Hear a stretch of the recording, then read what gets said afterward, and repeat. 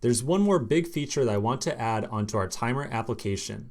Remember that the entire idea behind the app is that a user can start a timer running and then go work on some other task on their machine, and then eventually say, okay, it took me that long to finish that particular task. It'd be really nice if a user could have some idea of how much time they have left to work on a particular task without having to open this panel right here. So I'm kind of thinking of maybe something like this. Maybe up in the status bar, right next to the icon, we could show the remaining time to the user. Something that says, okay, you've got like 1:45 left to work on this particular task. And as the timer ticked down, the text up here would update in turn. So maybe it would then go down to 144, 143, 142, and so on. So essentially, we want to somehow figure out how we can display some amount of text up here to the user. And then second thing is to make sure that we update that text every second that the timer is running. So let's talk a little bit about exactly how we're going to tackle this. First off, I want to draw your attention back to the Electron side of our code base. So far, we've worked around our index.js file, the main window, and the timer tray files. Now, a quick question for you. In these three files that we've worked on, have we done anything having to do with the countdown of the timer, like keeping track of the number of minutes and seconds that are left on that timer? Well, the answer is no. We haven't really touched that at all. Everything having to do with the implementation of the actual timer itself is tied up inside of the front-end application that lives inside of that src directory inside of our project.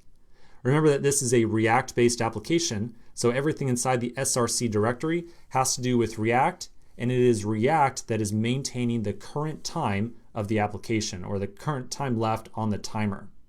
So we need to somehow communicate from the React side of our application over to the Electron side, and the Electron side presumably will then be in charge of somehow getting some text to show up here next to the timer tray.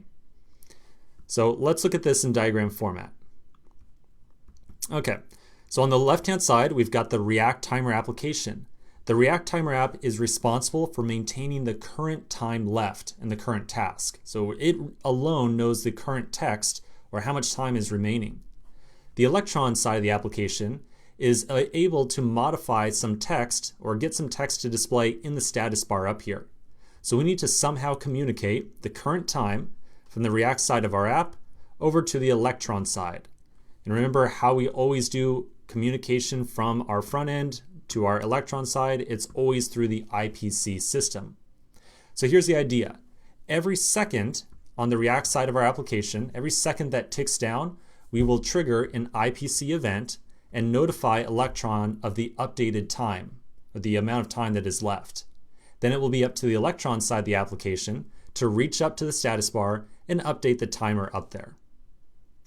Okay, so that's going to be our next task that we're going to work on. And as we work through that, by the way, we are going to run into a little bit of an issue. I want to mention that to you right now. We're going to run into a little issue where the timer kind of freezes at some points in time. I'm just mentioning this to you right now because I don't want you to get stuck troubleshooting this, thinking that something is wrong with your application. So just be clear, if the timer seems to stick at some points in time and doesn't get updated, that is totally to be expected, and that is something that we're going to fix. So again, that's just something that I want you to be aware of and not have you spend any time trying to debug the issue. Okay, so let's take a quick break. We're going to come back in the next section and we're going to set up this inter-process communication between the React and Electron sides of our application. I want to mention something that you may have noticed about our application in the last two sections or so. Right now, I want to flip over to my terminal where you'll notice that my application is currently running, but if you look at my status bar, you do not see the timer tray icon up here. And so you may have noticed on your own application, you might have noticed that at some point in time, for no discernible reason, the icon just suddenly disappears from the screen. So if I start the application back up, npm run electron, you can see, okay, yep, the thing is clearly up here on the screen. I easily see it up there. But then in some amount of time, who knows how long exactly, the icon will just mysteriously disappear. And we'll go through this video and maybe we will see this behavior in action, maybe we won't. So I want to talk about why this icon is sometimes mysteriously disappearing from a change that we made in the last two sections, around the time that we did that refactor with the class. I'm going to pull up a diagram that we looked at previously. So if you recall, the talk that we had in the last section or the previous application about garbage collection in JavaScript. So we had said that whenever we assign an object to a variable, that object, the browser window right here, is going to stick around in memory until no variable is looking at it anymore.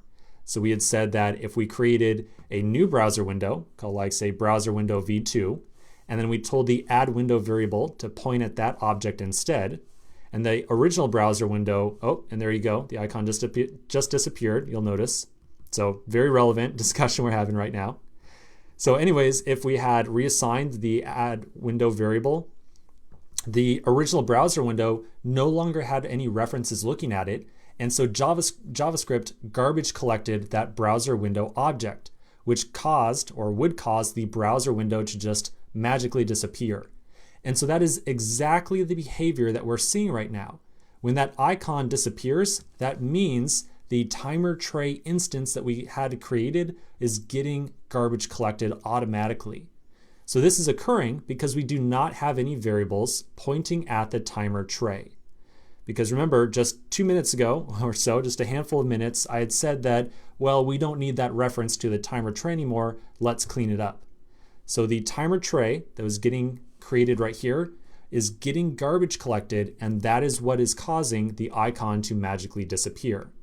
So we can solve this behavior by adding back in that let keyword that we had just removed. So we'll say let tray up here, and then we will save a reference to the timer tray that we're creating. So now a variable is pointing at the timer tray, so the timer tray should no longer be getting garbage collected by our application. So let's now restart this thing, and presumably, again, it's kind of hard to demonstrate, but presumably the icon will no longer just kind of magically disappear from the screen. I had wanted to remove this reference right here very purposefully because I kind of wanted to demonstrate that behavior. So hopefully I didn't throw you through too big a loop in the last 2 sections by not kind of deliberately mentioning that, hey, this icon might disappear. If it did disappear and you were kind of confused, I apologize for that, but we should be good to go now. Okay, so now we've seen that garbage collection action in process or in practice. Let's continue with another feature in the next section. We've had an easy enough time getting our browser window to display on the screen, so I'd like to now pivot a little bit and start thinking about how we're going to put together that tray icon that's going to appear on the top right-hand side of the screen. Keep in mind that when we create this tray icon, if you're running on OS X, you're going to see it appear next to the clock on the top right-hand side, but if you're on Windows, you'll see it appear next to your clock on the bottom right-hand side. So again, slightly different behavior depending on the operating system that you're using. To create a tray icon, we use a very similar process to how we previously created our browser windows. Remember, we treat this tray icon like just another object that is being managed by Electron. So we'll start off by importing the tray constructor off of the Electron object. So it's just called simply tray, nothing else, just tray. After importing tray, we can then create a new instance of it inside of our app.onReady call by saying new tray, like so. Now the tray constructor right here takes one single argument. If you look up at all the different icons up here, all the different running tasks that I have, you'll notice one very common characteristic of each one, and that is they all have an icon to display on the taskbar. And so that's required by the new tray constructor right here. We have to pass it the path to an icon that it should use when it attempts to display itself on the tray. So to get an icon to show up there, I've already loaded up 2 sample tiny little icons inside of the src assets directory. Inside of here, you'll see a icon template PNG and a Windows icon PNG as well. And so if you open up these files, you'll notice that they just appear as the classic little Electron icon. So I'd like to take these PNG files and get them to be used as the icon when this thing appears up on the taskbar. To do so, we just have to pass in a reference to that particular file to the new tray constructor. Now we've been handling some file references previously with like the load URL where we said, oh yeah, use this HTML file right here. We're essentially going to be doing the same thing right here, but we're going to use a slightly different process for generating the URL. So let's walk through that. Up at the top of the file, I'm going to import the, oh, I already have it right here. Let's take it off and do it again. I'm going to get the path helper from Node. So this is a default Node.js library right here. It's called the path module, and it's used for generating paths that work irrespective of whether or not you're running on Windows or OS X. So it kind of abstracts away some of the difficulty of generating a path that works correctly on either operating system. Then down right above the tray file, or the tray constructor right here, we're going to get the name of the icon that we want to use. So depending upon which operating system we're on, we want to either make use of the icon template file right here or the Windows icon file. So depending on which one we're using, we want to use a slightly different icon. The different icons that we make use of here essentially comes down to, you can kind of see on the Windows icon, it has the white background right there. When we're using Electron, the expectation is that we have a not transparent icon that we're making use of. So in this case, with Windows, we want to have the white background. But if we are on OS X, we want it to be completely see-through, like so. So we want to add in a little bit of a platform check, as we've done several times previously, and say that if we are on Windows, I want to use the Windows icon file. So right above the new tray constructor, we'll first decide what platform we are on, and if we're running on Windows, I want to use the Windows icon. So we'll say const icon name. If we are running on Windows, and we can do that check by asking if our current process platform is equal to Win32, like so, then I want to use the icon named windows-icon.png. Now take note that we do not have to specify that @2x modifier right there. The Electron will automatically detect and decide whether or not to use this higher resolution version of the icon depending upon the current running environment. So if we're on Windows, use this icon. Otherwise, for every other platform, I want to use that fully transparent icon, whose name was icontemplate.png. So icontemplate.png, like so. So we've now got the icon name. Now we're going to use that path helper, or the path module that we just imported, to get an actual path to look directly at the particular icon file. So we'll say const icon path is path.join. We're going to say __dir name, and then the path to the module from our working directory right here. Keep in mind that the dir name right here, this is a reference to the current working directory. We have to then provide the path to get to the actual icon as a second argument. So we'll say /src assets, and then the location of the file. So we'll use a ES6 template string again. We'll say icon name, like so.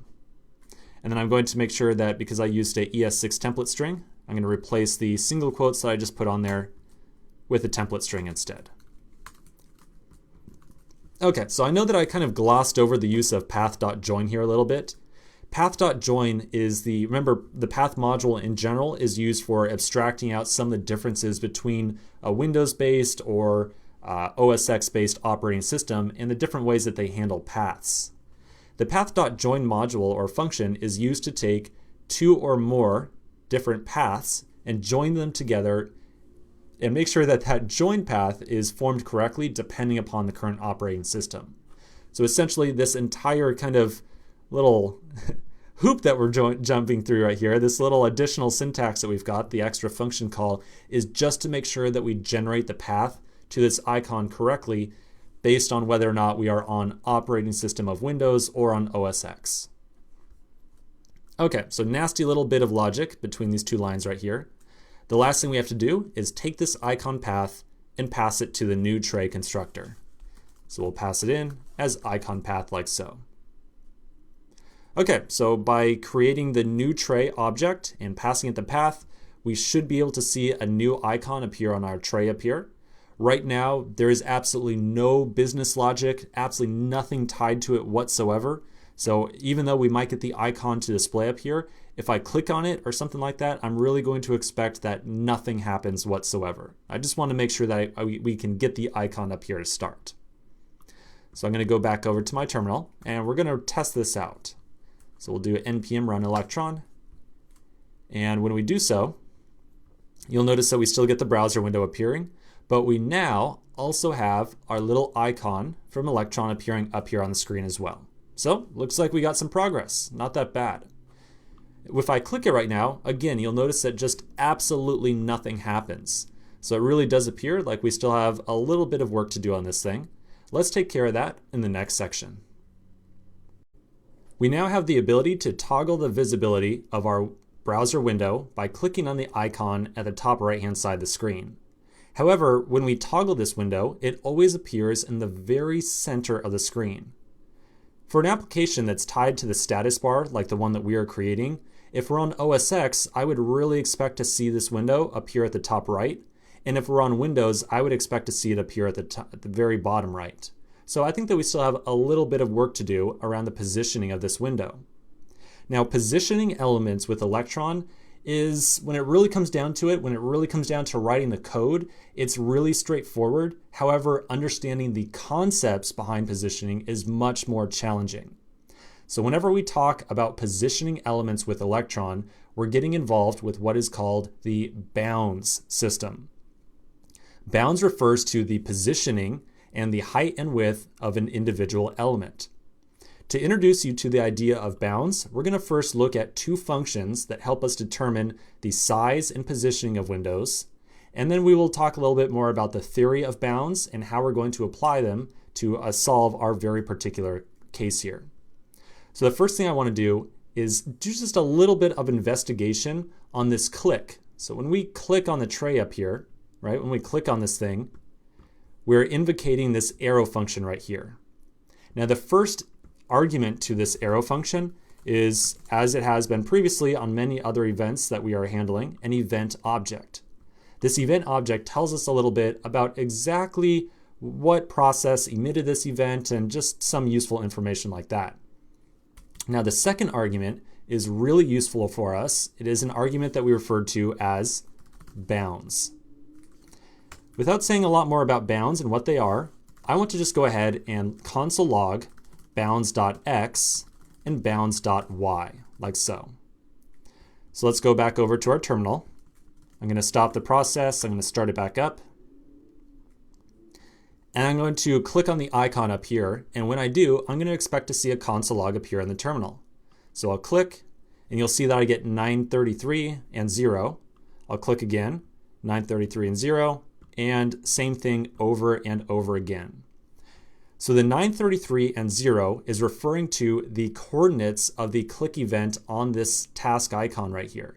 933 is the distance from the left-hand side of the screen over to the icon, so the pure X direction of this click event. Then the Y event, or the Y value right here, is how far down the screen it was. In this case, we're clicking on an icon in the taskbar at the very top, and so it assumes that to be 0. Now, if you're on Windows, you're probably going to see a value for the Y direction here that's much larger, because on Windows, you're clicking on the icon down at the bottom right-hand side of the screen. And so you're probably seeing a much larger value for the Y value here, which is totally okay. We're definitely going to make sure that we put this application together to respect both Windows and OS X development. Okay, so now we've got a better sense of exactly how we can read the position of the icon up here when a user clicks on it. We're going to pivot a little bit and talk a little bit more about the bound system with Electron. Okay, so far we've spoken about reading the bounds of a click event. Like when we click on this thing up here, we are getting the bounds on that very particular click. So like how far over and how far down the user clicked on the screen. However, we can also use the bound system to read a little bit into exactly how tall and how wide a particular window is. And so we would say that for our browser window, This dimension right here, so the entire height of the window, we would refer to as the Y direction window bounds. So yes, we're really talking about two types of bounds here. We're talking about the bounds for a click event, and we're talking about the bounds for a window. So the Y direction, or the height, is off to the right-hand side here. The width of the window is referred to as the X direction window bounds. Remember that we're talking all about this, or this entire topic is all about the idea of correctly positioning the window on the top right-hand screen of the window. I just want to remind you of that right now. Okay, so Y direction, X direction window bounds. And then also, as we just spoke about, we can have click event X and Y direction bounds as well. So I want you to imagine for a second that I click on this browser window, like right here, right on the big center of the X. For the click event, we would have click event X bounds and click event Y bounds. So this is just like the click event that we were looking at for the taskbar up here.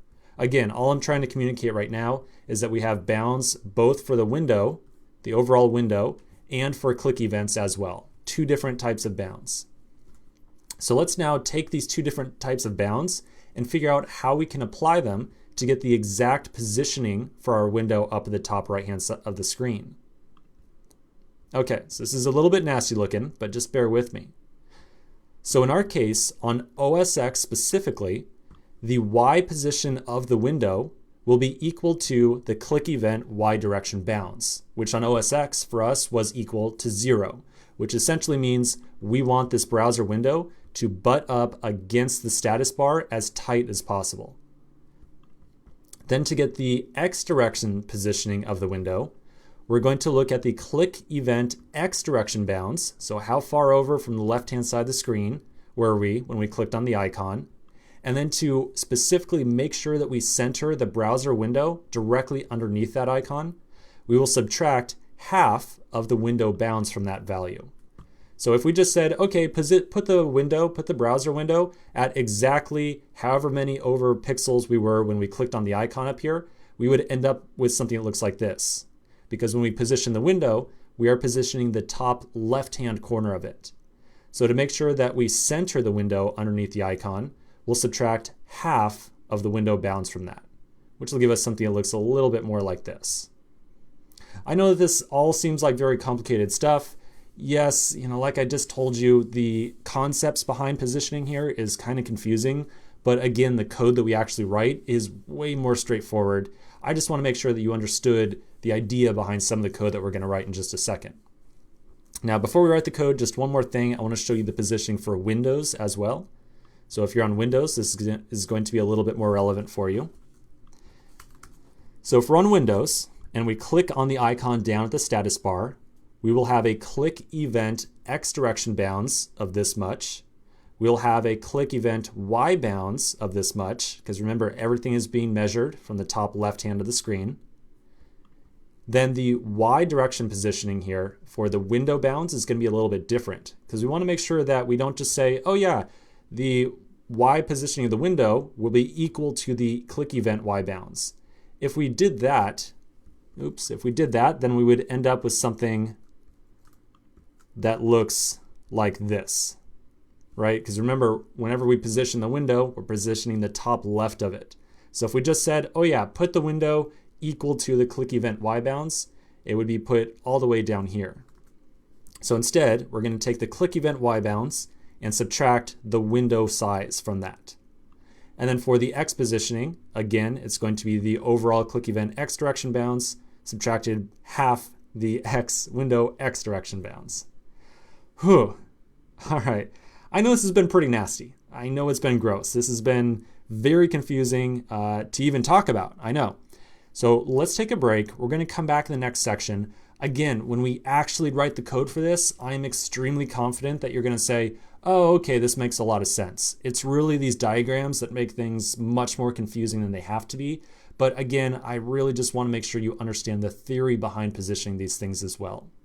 So let's take a quick break. We're going to come back in the next section and add some code to correctly position our browser window on the screen, irrespective, or respective, I suppose, of the platform we are running our application on. So I'll see you in just a second. Now that we have the ability to show an icon on our application tray or our system tray, we can click on it, but when we click on it, it's not really appearing to be tied to the actual timer window at all, right? I would really like it if when the application first boots up, we don't show this window at all, and then only once a user clicks on this icon do we actually show the UI to the user. As a practical example of this, I want to show you another application I use on my computer personally called Spectacle. Spectacle, it's this right here, is used for managing the position of windows on the screen. So for example, I can position a window with some hotkeys like this. By default, when I start up Spectacle, so I'll do so right now, it just appears on the screen, or excuse me, it just appears on the taskbar up here, and no menu or anything like that opens up by default. If I want to actually access Spectacle, then I have to go and click it, and then, okay, now I see all the menu and all the different options that I can use to manipulate it. And so that's a very similar behavior that I want to have for my timer app as well. I want to have the application start up, only see the icon appear up here, and then when I click on it, only then should I see the browser window appear. So that's our goal. That's what we're trying to get at here. To accomplish this, let's first start off by making sure that the browser window does not start visible when the application is first turned on or first started. To make sure that the browser window is not visible when the application first starts, we can pass in another option to this called show, and we'll say false. So pretty straightforward. We're just saying, okay, create a new browser window, but don't show it to the user. And so only at some later point in time, like when the user actually clicks on this icon, will we say, okay, now it's time to display the main window to the user. Only at that point in time. So let's now test this out. We're going to make sure that the browser window does not get displayed when we first start the application. Okay, so that looks good. We have the icon up here, but no browser window appeared on the screen. So that's definitely a good first step. Now the next thing I want to do is make sure that whenever a user clicks on the icon, we actually do toggle the visibility of the main window. To do so, we can tie a click event handler to the tray object that we created. So we can interact with the tray object that we created right here exactly in the same way that we do the app or the browser window. We can assign different event handlers to the tray that are invocated whenever that particular event occurs. So let's figure out how to do this in practice. The first thing I'm going to do is assign this new tray object to a variable called tray. I'm going to assign that variable ahead of time, or I should say initialize the variable ahead of time, up by the main window. So we'll say let tray, and then I'm going to assign the new tray that we created to that new tray variable, like so. After that, we can then set up our click event handler. So we'll say tray.onClick, and whenever a user clicks on this thing, we're then going to execute some arrow function. So in particular, we want to toggle the visibility of the main window. So if the main window is not yet open, I want to show it. To do so, we can call main window.show. Now clearly this right here is only going to have the ability to display the window, so we're not really going to be toggling the visibility of the window per se. We're only going to be having the ability to get it to appear on the screen, but if I then click it again, the window won't go away. So let's see what that looks like in practice. I'll go back to my terminal, we'll do our restart. Now when I click on the icon, the window appears to the user. If I click the icon again, however, this screen doesn't go away. So I don't really have the ability to dismiss this browser window at this point in time. If I click it again, I would really expect to see the entire window just disappear and go away until I click on the thing again. So it looks like that still needs a little bit of work in that regard, or a click event handler still needs a little bit of work. So let's take care of that task inside the next section. In the last section, we set up a click event handler to our tray icon, which is used to display the main window on the screen. But we can't seem to actually dismiss the window once it's open. Sure, I can say click off to the code editor, but if I focus the Electron application again, that window is still visible on the screen. And so again, I really want to make sure that my user has the ability to dismiss the window by clicking on the icon again. To do so, we're going to add a conditional check inside of the tray click handler. By default right now, it's always attempting to show that window, but we can add a little check in here to figure out whether or not the window is currently visible. If it is visible, then we will instead hide the window, and if it's not visible, then we'll continue with showing it. So we can say if main window is visible. So here's another new method that's available on the browser window object. We can ask to see if the window is currently visible. By default, when we first create the browser window, it will not be visible because we passed in that show false flag. So if the window starts off as not being visible, or excuse me, if the window starts off being visible, then we can say that we want to hide it. Otherwise, we want to show it to the user. To hide the main window right here, well, I bet you can guess what the function for that is called. We can say main window dot hide, like so. All right, time to test. We'll restart the application. Now, when I click on the icon, it shows the browser window, and if I click it again, it toggles it away. So definitely closer to what the user is probably expecting. Now, the next thing that we need to work on is to make sure that when this window actually appears, it is displayed in the correct location to the user. And so by that, I mean that when a user sees this window, they're really going to expect to see it up by the clock, right? Like if this window is tied to the icon, I really expect it to see, or I really expect to see it appear up here on the top right-hand side. And likewise, if we're running this on Windows, I would expect to see it appear down here at the bottom right. So right now, clearly getting the window to display is nice, but we want to make sure that when it appears on the screen, it actually appears in the correct location. To do so, we can make use of another function with the main window called setBounds. The setBounds function controls exactly where on the screen the window will appear. Now, making use of setBounds is a little bit more complicated, so let's take a quick break, and then we're going to come back in the next section and figure out exactly how we're going to tell the main window where it's going to appear on the screen. So, I'll see you in just a second. Our icon is now correctly showing the browser window directly underneath it, but chances are this is only working correctly if you are on OS X. If you're on Windows, you're probably seeing this window appear, I believe it's going to appear directly underneath the taskbar up here. So you might just see the very top of the window right now. So let's do a little bit of fix to make sure that it appears correctly on Windows as well. So here's our guide. Here's what we're going to do. We're going to say that if we are on Windows, we want the top left-hand corner of the window, and remember that's what we are modifying when we call setBounds right here. This is positioning the very top left-hand corner of the window. So if we're on Windows, we're going to say that we want the top left hand of the window to appear at the click event Y bounds minus the window Y bounds. So essentially, take this window all the way down here and then scoot it up by this much. And that should get it to appear nicely on the screen. So to do so, we want to make sure that we only apply this little tweak if we are running on not OS X, essentially. So we can do another process.platform check to look at our operating system and then change the value of this Y coordinate right here. So right above the setBounds call, we'll say Y position. This is going to be the result of a ternary expression. So remember with a ternary, we say process.platform. Are we on Darwin? And then we put the question mark. If we are currently running on Darwin, which is OS X, then we want to just stick with the current Y value. So we'll put Y in here. We're going to say no change required, just use the Y value. However, if we are on Windows, so in other words, if we're on anything besides Darwin, I want to put the window at Y minus height, like so. So that's going to be the click event bounds minus the height of the window.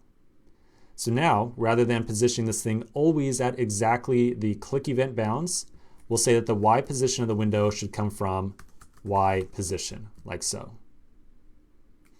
Okay, so now I'm going to restart the application again. And of course, I'm running this on OS X, so I'm kind of just doing lip service here. But if you're on Windows and you now toggle this thing, you should correctly see the window appear at the very bottom right-hand side of the screen. If it's not working correctly on Windows, of course, post in the discussion and I'll help you figure out what's going on. Okay, so we've made some good progress here. We now have the ability to toggle the presence of the window based on the clicking on the icon itself. And when a user clicks on the icon, we are also correctly positioning the window on the screen.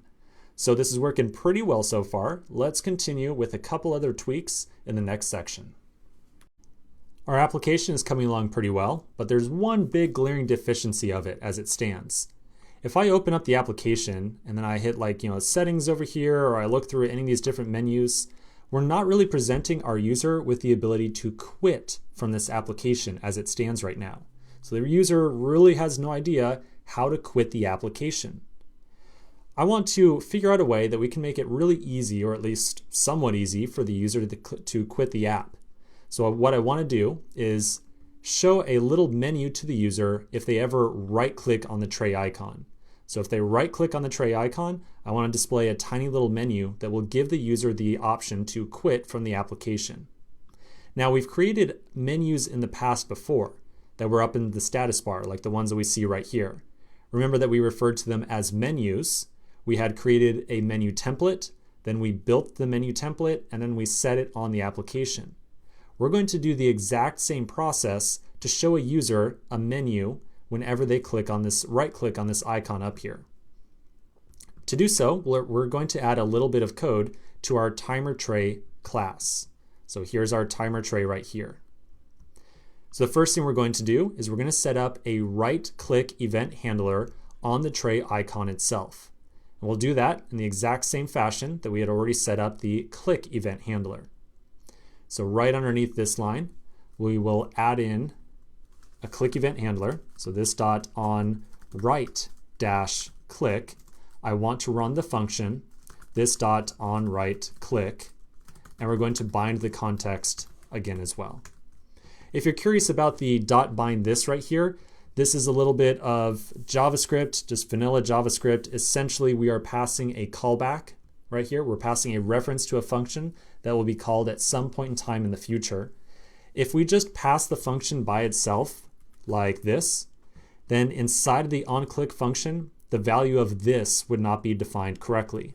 To make sure that the value of this is maintained, we have to call dot bind this on the function. Okay, so we're going to now define the method on right click on this class. We'll do so at the bottom of this file. So on right click, then inside of here, we're going to create a new menu template. We're going to build the menu template, and then we're going to tell our timer tray to display that menu. So we'll first make the menu configuration. So we'll say const menu config equals, remember how we build a menu template? We say menu dot build from template, and then we pass in an array with all the different options that we want to have visible to the user. The only option that we want to show to a user when they right-click on this icon is an option to quit from the application. So we'll give this thing a label of quit, like so. And then we'll say that whenever a user clicks on this thing, we're going to run this arrow function. Since this arrow function or the event handler here is intended to quit entirely from the app or just kill the entire app, remember that we can quit an Electron application by getting a reference to our main Electron process or our main app and calling .quit on it, like so. So app right here, again, this is the Electron app that is created automatically for us by the Electron library. So we can destructure or we can import this at the top of the file. We'll go up to the top. Here's our Electron library, and we'll destructure off the app object. Remember that we had previously done this over here inside of our index.js file as well. So we destructured off app and then added on the event handler to it as well. Okay, so back over in our timer tray, we created our menu config by building the menu from the template. The last thing we have to do is associate this menu with the tray icon. And we can do so by calling this dot pop up context menu and then passing in the menu config. So here's another example of using some methods off of our base tray class.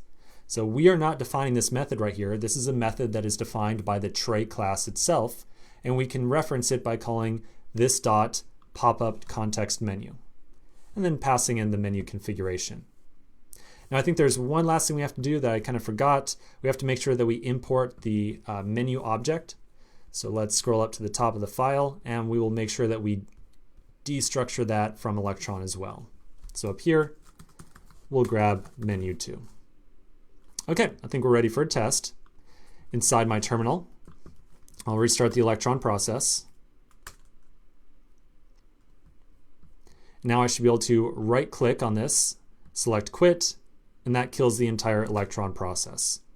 Note that if you are on OS X right now, like me with a laptop, the right click is a 2-finger click. So you press down with 2 fingers, and that is the same thing as doing a right click.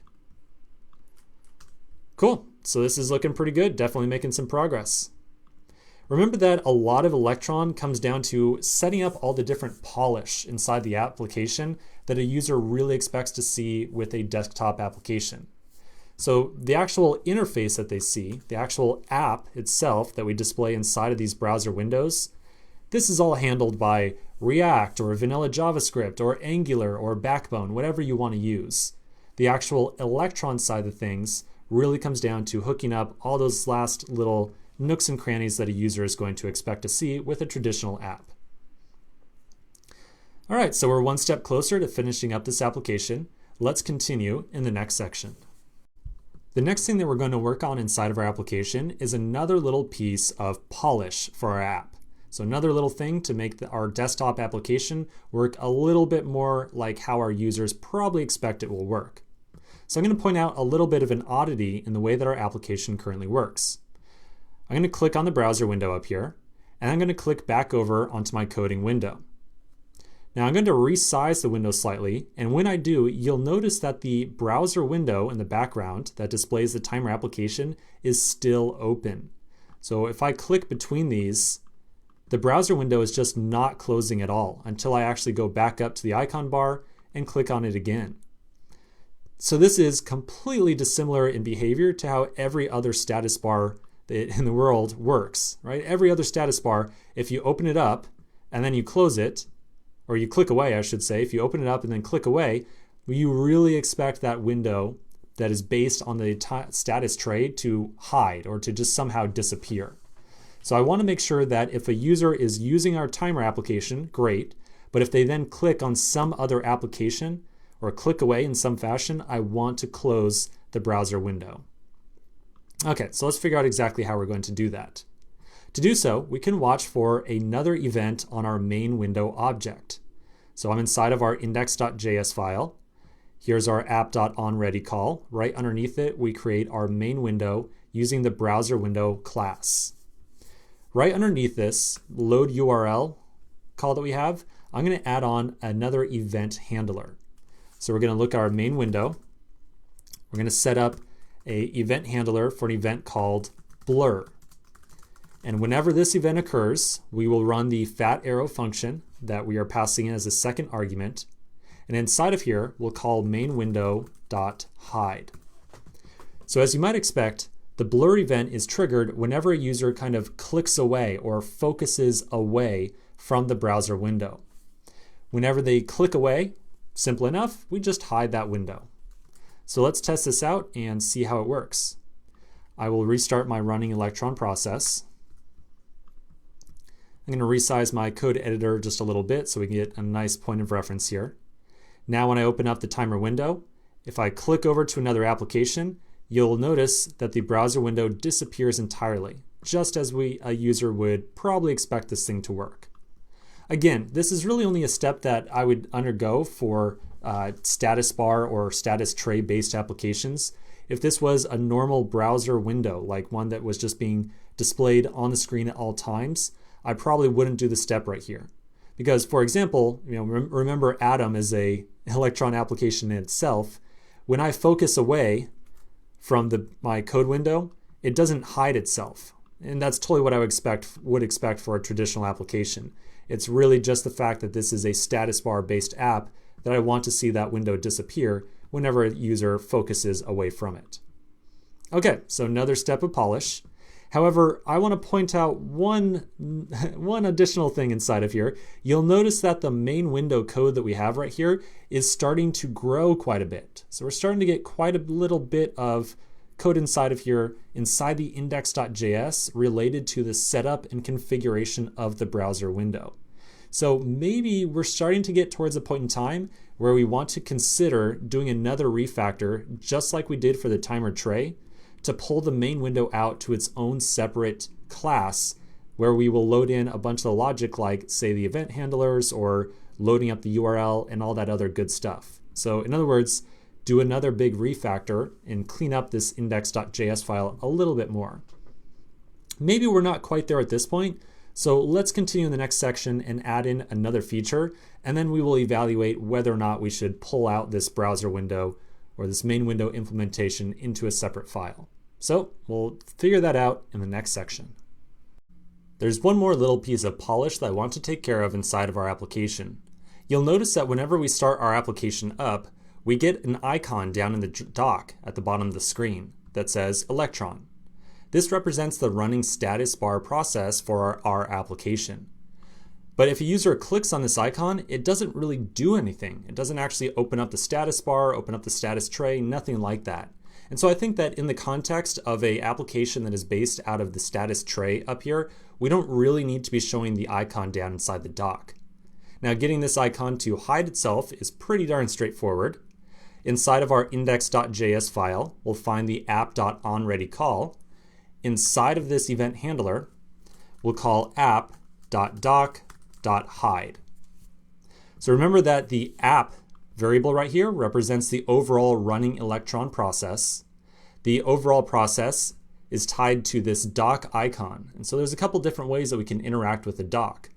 One of the most important methods that we'll use on it is the hide method, which causes the dock, or the icon inside the dock representing our app, to just completely hide itself and not display itself to the users.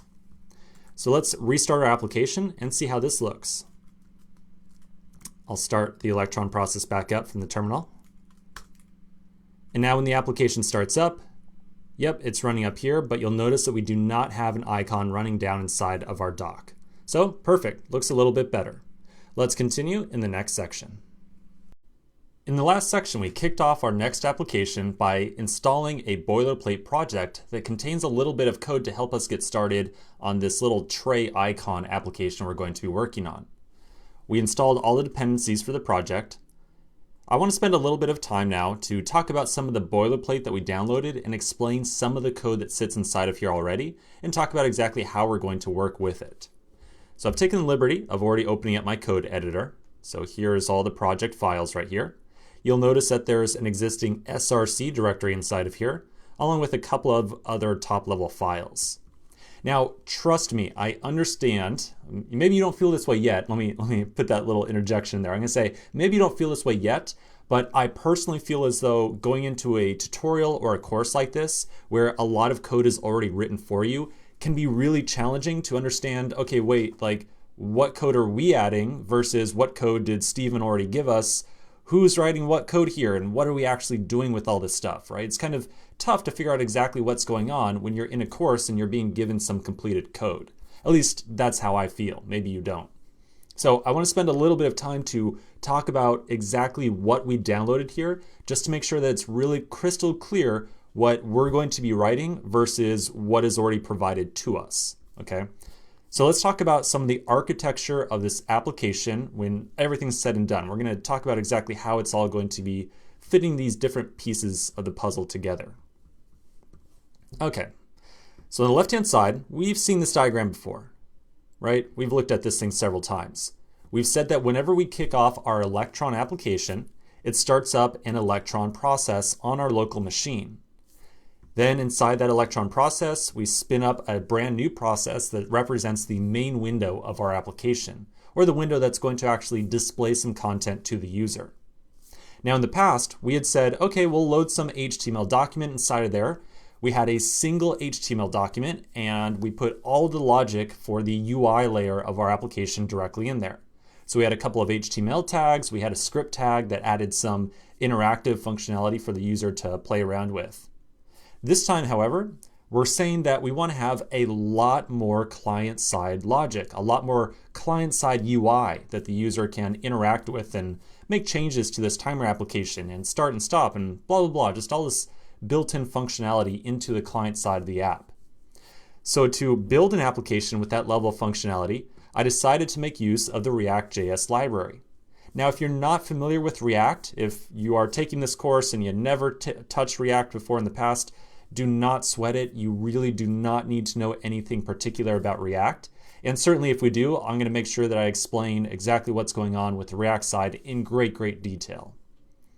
So again, the idea here was that I wanted to build an application with a lot of interaction with the user, something very dynamic. And so that's really the place of React. That's where it makes a lot of sense to pull in React to give the user a bunch of buttons and timers and automatic updating text and all this other stuff that we're going to see when we start actually running the application.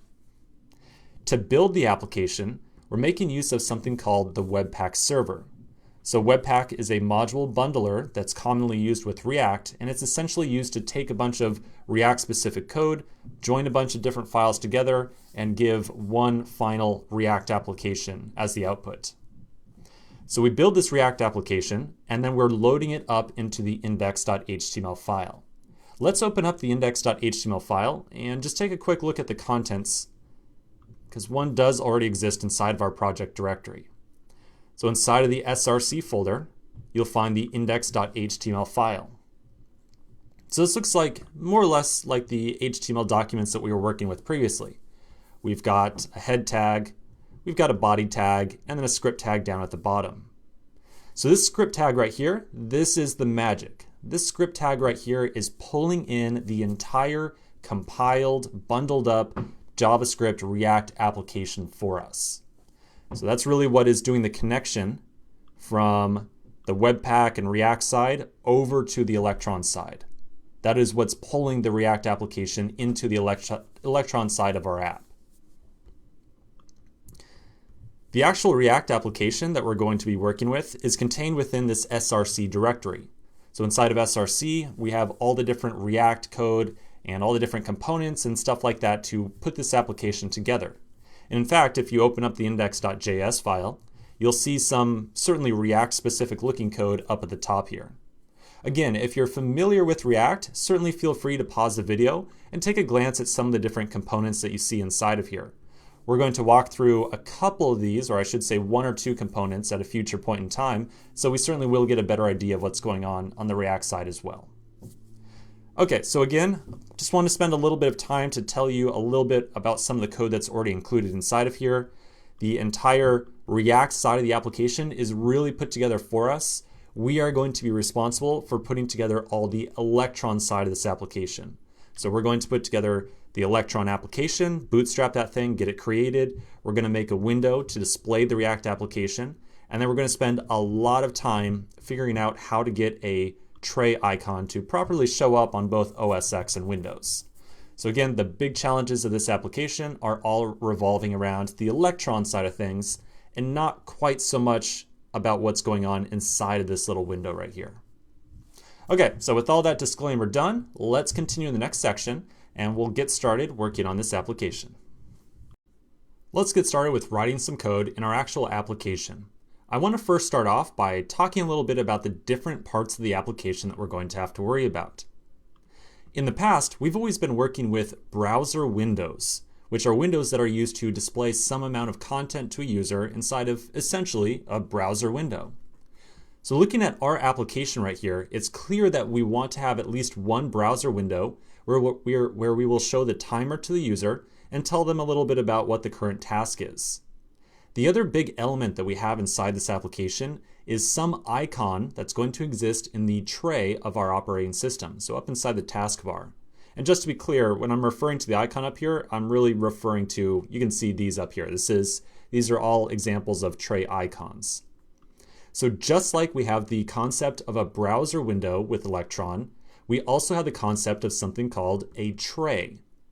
Electron internally calls this thing a tray. We can really think of it as being like a tray icon or something that Electron is going to use to insert a new icon up here inside the taskbar. So I want to make sure that it's really clear that the browser window that we have and the tray that we're going to add are two completely separate objects, two distinctly separate pieces and chunks of code that we're going to have to spend a little bit of time to kind of link together and get them to work nicely. A good way to think about this is to think back to the last application we were working on. On the last app, we had said that we had two separate browser windows, right? And it was really up to us to form a link of some sort or communicate in some fashion between those two separate browser windows. That's going to be the same situation here. We're going to have one browser window and one tray, and it's going to be up to us to create each of them and then get them to kind of talk to each other in some fashion. And we'll definitely spend a lot more time to discuss exactly what we are communicating between these two separate objects. So for this section, I think that a good place to start would be to put together some of the common Electron boilerplate. So we will start with an index.js file. We will get our browser window put together and create the Electron app and all that kind of good stuff. So let's open up our code editor and get to it. Inside my code editor, I'm going to create a new index.js file in my root project directory. So this is where we're going to bootstrap our Electron application and create the browser window. We've gone through this process twice now, so I bet you are pretty familiar with it, or at least reasonably. We'll require Electron at the top. Underneath it, we'll pull off the app object. We'll also pull off the browser window object, like so. And then underneath that, we'll listen for the app's ready event and then create our brand new main window. So we'll say app.onReady.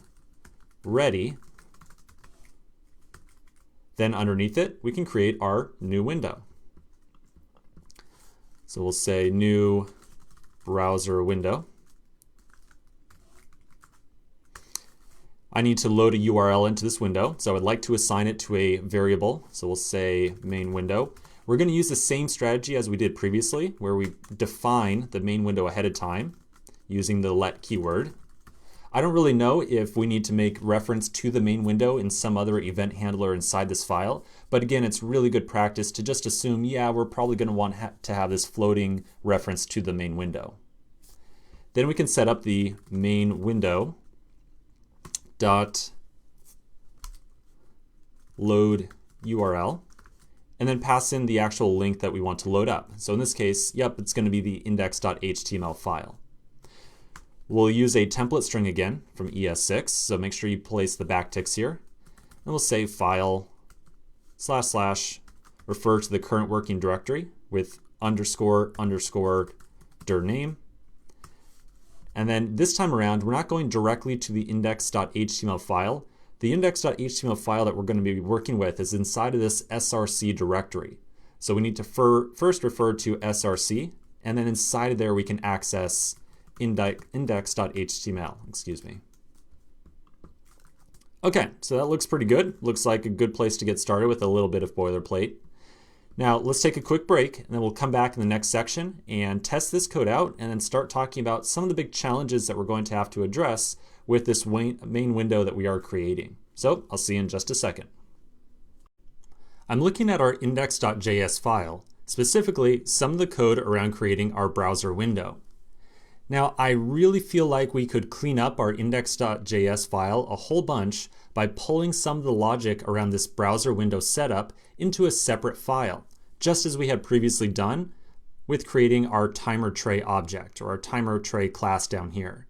So if you recall, with the timer tray, we had created a timer tray subclass that extended the tray class coming from Electron, and then did some amount of setup inside of this file. So I think that we could do the same exact thing for our main window as well and clean up the contents of our index.js file a whole bunch. So this is going to be a refactor that we're going to go through to just pull some amount of code here into a separate file. We're not going to be adding any new functionality. This is solely some code cleanup that we're doing. Now, just to make sure that it's really clear how we're going to set up our object inheritance, we're currently making use of the browser window class, which is provided by Electron. We're going to create a subclass called main window. So this is what we're going to make right here. We're going to make our own class called main window that's going to extend the browser window class. We're going to declare this main window in a separate file, then import it into our index.js file and create an instance of it to get our window to show up on the screen. So let's get started. Back inside my code editor, I'll start by creating a new file inside of my app directory called main window.js, like so. Inside of here, we'll start off by requiring in the Electron library and then destructuring the browser window class off of Electron. So we'll say const electron is require electron. Then we'll destructure off the browser window object, like so. Now we can immediately create our subclass, which we're going to call main window. And then before I forget, we'll immediately export this main window class that we just created at the bottom of the file. So module.exports equals main window, like so. Okay, now looking back at our index.js file, when we create the new browser window, we pass in some number of configuration options. And so I want to make sure that our main window that we create is going to get all of these same options as well and pass them off to the browser window constructor. So remember how we call a parent class's constructor. Inside of our main window file, we define the constructor function, like so, and then to call the parent class's constructor, we add in the super keyword, like so. Now in the past, we had taken in some number of options and passed those options directly on through to the super class. But this time, our options object that we're dealing with is pretty hard-coded in nature. Like, I'm awfully sure that I don't really want to change these configuration settings at any point in time. So rather than providing these to the main window when we first create this object, I think that I'm going to take this set of options and pass them directly into the super call right here. To do so, I'm going to select this entire big object. I'm going to cut it, go back over to my main window.js file, and then paste it directly into the super call. So again, we're saying, okay, I want to create an instance of the browser window. I'm going to call super and pass in these options. Now I do want to say that passing in options directly like this to the super class is maybe not the best practice in the world, just because it's going to make it a lot more challenging in the future to kind of make a variant of main window. By that, I mean, looking from the outside, or if we want to create a new instance of main window, but maybe give it a slightly different height or width, the way that we set up the code right here doesn't really allow for that. And so that would be a good reason to go with sticking with this options type path right here and passing in that big ol' object with the height and width as some options to this class. But for our very particular use case right here, or for the application we are working on, I know that I really always want to have the same exact height and width every time.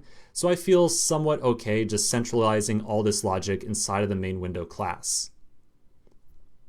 Now looking back at our index.js file, the next thing I want to work on is pulling over the blur event, where we set up the blur event and then make sure that we hide the main window. So let's now pull this code over. Going back over to the main window, we can set up an event handler by calling this .on. Then the first argument is the event that we want to watch for, which is blur. And then the second argument will be the function that we want to call whenever this event is triggered. And so we had taken care of this previously inside of our timer tray file. If you recall, we referenced a method on the class and then called bind this on it to maintain the context of that function when it was called. So back over inside of main window, whenever the blur event occurs, I'm going to want to run a function that I'm going to call, I'm going to pick it just somewhat arbitrarily. I'm going to say on blur, this dot on blur, and then we'll bind the context of it by calling bind this. Then as a method on the class, we'll define on blur. And whenever on blur is called, let's go back over to the index.js file and get a reminder of what we have to do. We want to hide the main window. So back over here inside of on blur, we'll call this dot hide, like so. Remember that to call any function that exists on the class, we are referring to this now as opposed to calling like, main window, because inside of the class, this is equal to the main window. Okay, so I think we can do a little bit of code cleanup in here now. We've taken care of the blur event, so I'm going to delete that. We've got browser window right here. We're no longer making an instance of the browser window. Instead, we want to make an instance of the main window. So let's change this out to main window. And then we need to make sure that we import the main window class that we just created into this index.js file. So up towards the top, right underneath the timer tray require statement, we'll get our main window class. So in the app directory, find main window, like so. Now the other piece of code that we could locate to the main window is the load URL statement right here. However, I'm going to decide to keep this outside of the main window. So I'm not going to move this statement in. And the reason for that is that over time, we might decide that we want to load in different URLs into this main window. And I can kind of easily think of a couple different cases where that might be the case. I'm going to start my application here. Make sure everything is still working the way we expect. Okay, so it still works right here. So you can kind of imagine that right now we are always loading up that index.html file, right? We're always loading up this HTML file right here, but it could be the case that I want to show a completely different HTML file inside of this window right here. Maybe I want to show a separate HTML file that requires the user to log in or buy our application or subscribe or something like that. And so I kind of want to maintain the opportunity to load in the URL externally, as opposed to putting this configuration directly inside of the main window class. By keeping the main window class as generic as possible, or at least somewhat reasonably generic, we can reuse this class over time if we want to show other content inside of there. Now, the other thing, I will say that you could definitely make the case that if we're just going to be calling load URL like this, we could take the string and pass it as an option to the main window constructor, like so. And then maybe call load URL inside of the main window. That would definitely feel appropriate. And you know what, let's just go through that practice just to see exactly what it would look like. So when I create my instance of main window, I'm going to pass in the path to the HTML file that I want to load up. So now inside of the main window constructor, we can call this.loadURL and load in the URL that was passed into the main window constructor. So back over inside of main window, we can now receive that URL or that path as the URL argument. And then directly underneath the super call, we can call this dot load URL. Make sure you have capital URL on here. And then pass in the URL, like so. So now let's restart our application and see how this is going. So load our application back up, and we still get the timer appearing inside of here. Again, really up to you where you want to do this configuration. You can do the configuration inside the class, or you can say, well, maybe I want to be very explicit about how and when I load the URL up.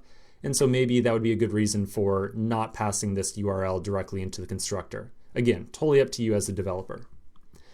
Okay, so now looking at this index.js file, I know that these refactors over to the class-based syntax is kind of painful, especially if you don't have a super strong object-oriented programming background. I know that this stuff, without a doubt, I know it seems confusing if you don't have that background. However, you got to admit, this index.js file sure looks much more clear than it looked before. If any other developer comes onto this project and they look at this index.js file, they can much more easily look at this thing and say, okay, when the app is ready, they hide the app at the dock, they create this new main window thing, then they create a timer tray thing and somehow associate it with the main window. And then the developer would say, okay, well, if I want to learn more about what happens with the main window, I'm going to open up the main window.js file. And, oh, okay, it's a browser window and it loads in these options and it has this blur event assigned to it. That makes for a much more reasonable amount of code organization, and it's a lot more easy to understand. I think objectively it's easier to understand than locating all of this logic directly inside the index.js file. You can easily imagine the case where if we had a lot more configuration going on here, like several other classes being created, several other objects, or several other events, if we were locating everything inside the index.js file, this thing would just turn into an absolute nightmare. So going with this class-based approach really helps tremendously with code organization inside of our project. Yes, the flip side to that is that remembering all this object-oriented stuff can be challenging at times, but again, that's kind of a little hurdle that we just gotta jump over, just gotta get over that little challenge. And once we do, we're gonna be in a real sweet spot. Okay, so that's our main window refactor. I think there's one more big thing that I want to take care of on this application. So let's talk about that in the next section. In the last section, we finished up our timer tray refactor. So now this timer tray class we have right here will contain all the logic, all the functionality having to do with the tray icon. To give ourselves a little breather, I want to tackle a real small task in this section that's going to demonstrate some further usage of the timer tray. So one thing I want to point out to you, I'm going to go up to my icon bar up here, my status bar. If you recall, I made reference to this spectacle app that I make use of much earlier inside the course. If I hover over that spectacle icon right there, you see that I get that little tooltip pop up that says spectacle 1.1. So that's just a tiny bit of polish that we can add in that just kind of tells the user, hey, here's what application this is. So just a tiny, tiny bit of polish. I would like to add in a very similar tooltip to our application. So I want to make sure that whenever someone hovers over our application right here, we show them a tiny little tooltip that just says, hey, this is the timer app. To do so, we're going to call a method inside of our timer tray that will set the tooltip whenever a user hovers over the icon up here. Now this method is a property or a method that belongs to the tray base class or the tray parent class.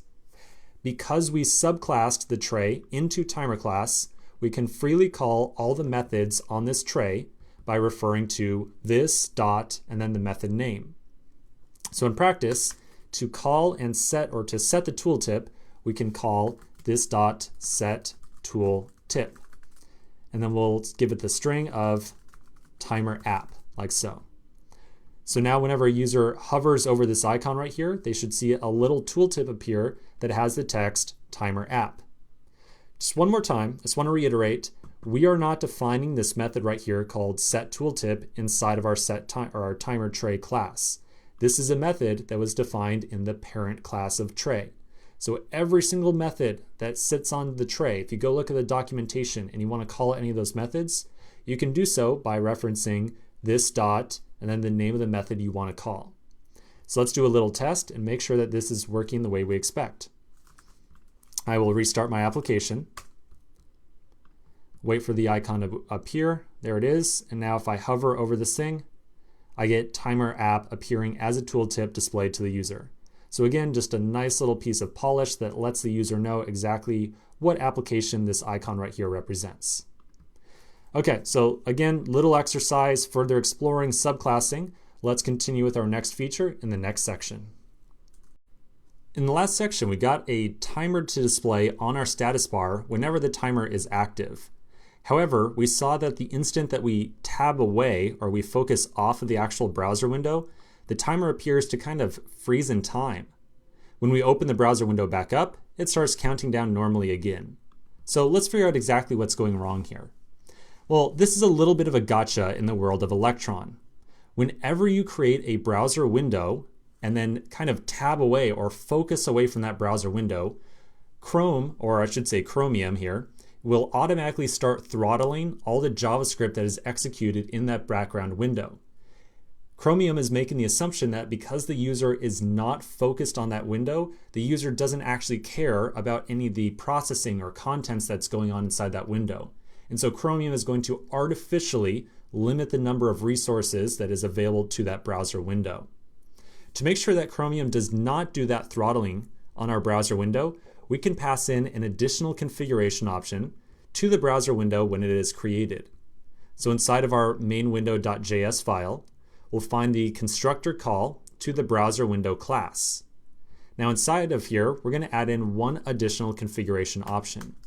It's going to be web preferences, and that's going to point at an object called background throttling. We're going to set that to false. So background throttling right here, as you might imagine, says, hey, don't throttle my application, don't slow it down if it is running in the background. If it's running in the background, still process all events coming off this thing as though it was running real time or being focused by the user. So now we can start our application back up. Oops, npm run electron, there we go. So now, when we start up our timer and we tab away, it's running at full speed again. So this is a real little gotcha right here. This is something that I really encourage you to put a special comment around and just remind yourself that if you are building an application where you expect it to run at full speed when it's not focused by the user, all you got to do is add this little setting in right here, and it will make sure that your application is ran with full full performance profile. So it'll run at full speed even if it's in the background. I think that probably many applications are going to want to use this little setting right here, but of course it really comes down to the particular application that you're building. For something like a timer, which we're doing, yeah, without a doubt, we want to make sure that this does not get throttled in the background. Definitely makes a lot of sense. Okay, so that's pretty much it for this application. We've adjusted the application. We've done a whole bunch of refactoring. I think that we've learned a lot of different things, specifically around how to keep our index.js file. We've also learned how to deal with the tray icons and pop open a little window like so. We've also learned a little bit more about inter-process communication and a little bit in this section just now about background throttling of Electron processes. So we've definitely picked up a lot, but there's still a lot to go. So let's continue with our next application in the next section. Let's get started working on getting the current time left to display on the timer status bar itself. Remember that to do so, we're going to watch the React side of our application for the timer to update, and then when it does, we will use the IPC system to notify Electron of the updated time. Now on the React side of the application, I'm going to open up the src directory and then the components folder and then open up the app.js file. Now inside of here, I've already taken the liberty of putting a nice location where we can add in some Electron event handlers. So there are two different event handlers that have already been placed inside of here, the update trade text and the timer has expired methods. Update trade text is called with the new time that the timer is going to display or should be displaying. So this function right here gets called once per second, or every second that the timer gets updated. Once the timer actually expires right here, this function will then be called, and we can use this as an opportunity to clear out or reset the text up inside the timer right here. Because of course we probably don't want to always be displaying like a remaining time of 000. In other words, once the timer has expired, I would really expect to just completely clear out the existing time left. So let's set up our IPC events and get to it. At the top of the app.js file, we'll start off by importing the Electron library. So I'll scroll up to the top. Now you'll notice that inside of this file, we're using classic ES6 import statements as opposed to require statements. So inside the inside the React side of code, I've wired up everything to use ES6 import statements rather than require. So to get access to Electron inside of here, we can add in an import statement for IPC renderer from Electron, like so. Let's use double quotes. Stay consistent. So then down inside of that timer callback, update trade text right here, we can call IPC renderer.send, and we'll send an event called update timer, and we'll pass through the updated title that should be displayed up in the status bar. So here's the title like so. Now recall this title property right here, this title argument, this is the updated text, or this is the current time left that we want to display to the user. Again, I've already wired this stuff up on the React side of things. I really wanted to just show you how to do the IPC and set the taskbar up here as opposed to going over, hey, with React, how do we deal with timers? Because again, that's not really the point of this course. That's not really what we're trying to learn about here. So this will take care of updating the current timer status. So this will take care of the actual countdown. Then we'll also emit the same exact event whenever the timer has expired. So we'll say IPC renderer.send. We'll send the same exact event, so update timer, but this is the case in which the timer is over, it's complete, we're all done. So in this case, I want to send off an empty string. so that the Electron side of things will clear out all the text that's displayed up here. Okay, so now on the index.js file, so on the Electron side of things, we can now import the IPC file, or import the IPC helper from Electron, and then listen for that event that we just added. And whenever we see that event, we can somehow figure out a way to say, okay, let's put some text up here. We'll start off by importing the IPC main module from Electron. By the way, while we're up here, notice how we still have the destructure statements for browser, window, and tray, even though we're not using those inside this file. So let's do a little bit of cleanup in here and just take both those out. So now we can listen to the IPC main object down at the bottom of the file, IPC main, and whenever we see the event update timer, like so, we'll call this event handler. And we'll receive the time left that got passed from the app.js file as the second argument to the callback. So this is the amount of time left on the timer.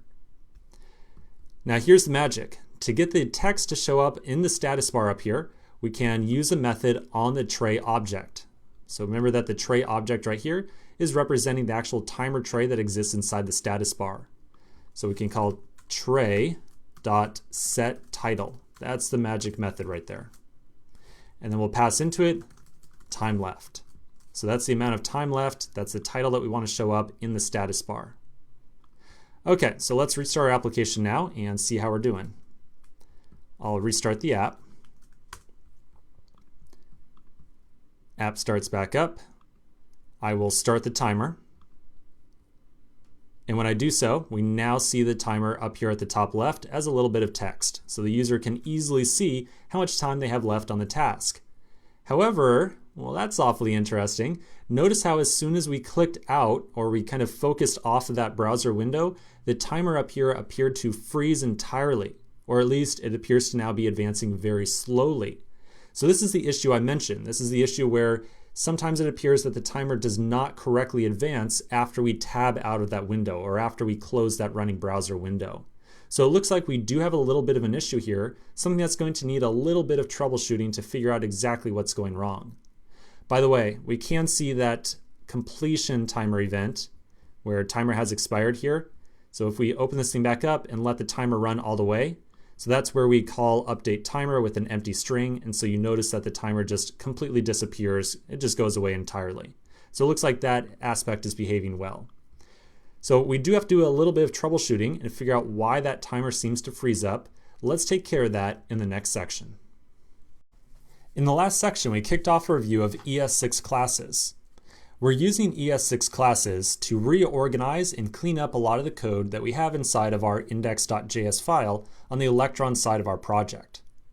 In reviewing ES6 classes, we created a new class called car. We're now going to continue by creating a second class called Honda. A Honda is a type of car, and so inside of my application, maybe it's going to make sense to say that all the configuration, all the setup, all the properties that a car has should be contained within a Honda as well. So a Honda should borrow functionality from the car class. It should extend that functionality in some fashion. So let's flip back over to the JS playgrounds and create this new Honda class and make sure that it borrows or extends all the functionality of the car class that we had previously created. So back inside of JS playgrounds, I'm going to delete all the print statements or all the different statements that we put underneath the car definition. So I'm going to select all this stuff and get rid of it. Now I'm going to create my Honda class. Because a Honda class is a car and I want it to borrow or use all the functionality that exists inside of the car class, I'll write out class Honda extends car. By doing so, I'm creating a link between the Honda class that was just created and the car class that was previously made. If I now created an instance of a Honda, I would borrow all the functions, all the methods, all the different properties, all the code that is set up inside of the car class. If I want to do some further configuration of this Honda instance or this Honda class right here, I can freely define additional methods inside of it. So maybe we'll say that a Honda has a color. Or how about a model? Let's do a model. So a Honda has a model type. An example of a model type might be like a Honda Accord or a Honda Fit. These are types of cars that are Hondas. So maybe inside the constructor right here, we'll receive some options object again, and we'll say this dot model is options dot model. So maybe the requirement here is that whenever we create a Honda, we have to both specify the model of the car, and we also might need to specify the number of wheels. Now you'll notice that both the Honda class and the car class are currently defining the constructor method. Whenever we create a subclass of another class, which Honda is, so Honda is a subclass of car, if we want to make sure that the constructor function inside the car is called as well, we can use the super keyword and pass in any arguments that were provided to the constructor. By adding in the super keyword right here, it makes sure that the parent class's constructor is called. So you can really think of super right here. This can be really thought of as the constructor inside of car. So maybe a better way of writing this out would be something like car.constructor. This code right here will not work, but you can kind of get the idea. Calling super is equivalent to calling car.constructor. So now, if I were to create an instance of Honda, I would be expected to pass in a model of, maybe we'll say it's an Accord. Let's give ourselves a little space here. And I'm going to specify the number of wheels as 4 as well. So now I can print out the number of wheels, 4, and Accord.model, yep, it's an Accord as well. So again, the idea behind this subclass that we just created right here is that it's going to borrow all the functionality that was defined inside of the car class. We created the constructor function inside of the Honda class and then added in some new configuration that is specific to only a Honda. By calling super with all the options that were passed in the constructor, we can call the constructor function that is defined inside of the parent class. So in this case, when we called super with options, that then called the constructor that existed inside the car. We use the super keyword here whenever we want to make sure that the constructor inside of the parent class is called. Okay, so I know that going over ES6 classes like this, yeah, it really came out of the blue. You probably didn't expect to have to look a lot at ES6 classes inside of an Electron course, I know. So why did we do this? Well, remember, to clean up the code inside of our application, we're going to take that tray class that we got from the Electron library and use it to make it a new class that we're going to call timer tray. Timer tray is going to extend the tray base class. We're going to then take this timer tray function or this timer tray class that we're creating and add some additional code to it to customize the tray for our very particular uses. Again, at the end of the day, we are doing this so that we can clean up the code inside of our application. And I think that when we complete all the code that we're writing here, when we do this refactor, I am absolutely positive you're going to agree that the result of what we're writing is going to look a lot nicer inside of our code editor. It's going to be a little bit more confusing, a little bit more complicated, but it's going to be a solution that scales to the size of our project much more nicely. So as we start to add in more features, our code will be that much more maintainable over time. Now, the last thing I want to say about classes and extending, all that kind of stuff, hey, if going over this, if this didn't make sense, if you're not familiar with object-oriented programming, do not sweat it. The refactor we're going to do will not be that bad. So I am 100% positive that you'll be able to follow along, even if this class stuff didn't make a whole lot of sense. Okay, so let's take a break. We're going to come back in the next section and we're going to start doing this refactor for our timer tray class. In the last section, we finished up our review of ES6 classes by looking at how we subclass or extend a base class. I think that we've got enough review on the ES6 side of things, so we're now ready to come back to our index.js file and clean up the implementation around creating a new tray and then associating a click event handler with it. Now, I want to tell you right now that unfortunately, doing this refactor here with these subclasses and all this stuff, this is some very tricky stuff that we're about to do. It is, without a doubt, very, very tricky. Okay, so I want to just prep you right now. It's not the easiest thing to do in the world. And as a matter of fact, this is probably my 6th time of trying to record this lecture and make sure that everything is as abundantly clear as possible. So again, very tricky, but we're going to go through it. Once you see the completed code, I think that a lot of this stuff is going to make a tremendous amount of sense. But as we are doing the refactor, it might be confusing. Okay, so if we're going through the refactor and you're thinking, Steven, this is crazy. What are you doing here? Why are we doing this? Why are we making this change? I just want to remind you that at the end, we'll do a review on exactly all the code that we changed. And I think that it'll be a lot more clear why we did this refactor. Because at the end of the day, this index.js file is going to look dramatically more cleaned up, much more simple, much more straightforward. Okay, so with that little disclaimer out of the way, let's get to it. We're going to do our refactor to create a new timer tray class that extends the functionality of the tray base class. Let's first start off by reviewing what the tray is doing right now, and then talk about exactly what our timer tray is going to do. Okay. So right now we have our tray base class. This is coming from Electron. So this is something given to us by Electron. We are currently calling the constructor of the tray and providing it an icon path. That's what we're doing right here on line 21 or so. So remember that when we use the new keyword, that calls the constructor method on the tray class. So this is calling the constructor and it's passing it a path to the icon. Immediately after that, we call the .on method, which takes an event name and a callback. So here, right underneath it, we call .on, we pass in the event name that we want to watch for, and then the callback to execute whenever that click event occurs. So the entire idea behind the refactor is that I want to get this click event handler into a timer tray class. So I don't want to see this click event handler set up inside of the index.js file. I want to set up this click event handler in some other location inside of my code base where it makes a lot more sense and it's a lot more predictable where this code is going to sit. So we're going to make the timer tray. We're still going to define the constructor on it. Remember that the timer tray extends the tray base class. And clearly, the tray base class has some amount of initial configuration or initial setup inside of it. We know that for sure because we have to pass it the icon path. So when we create this timer tray, we want to make sure that the base class's constructor still gets called.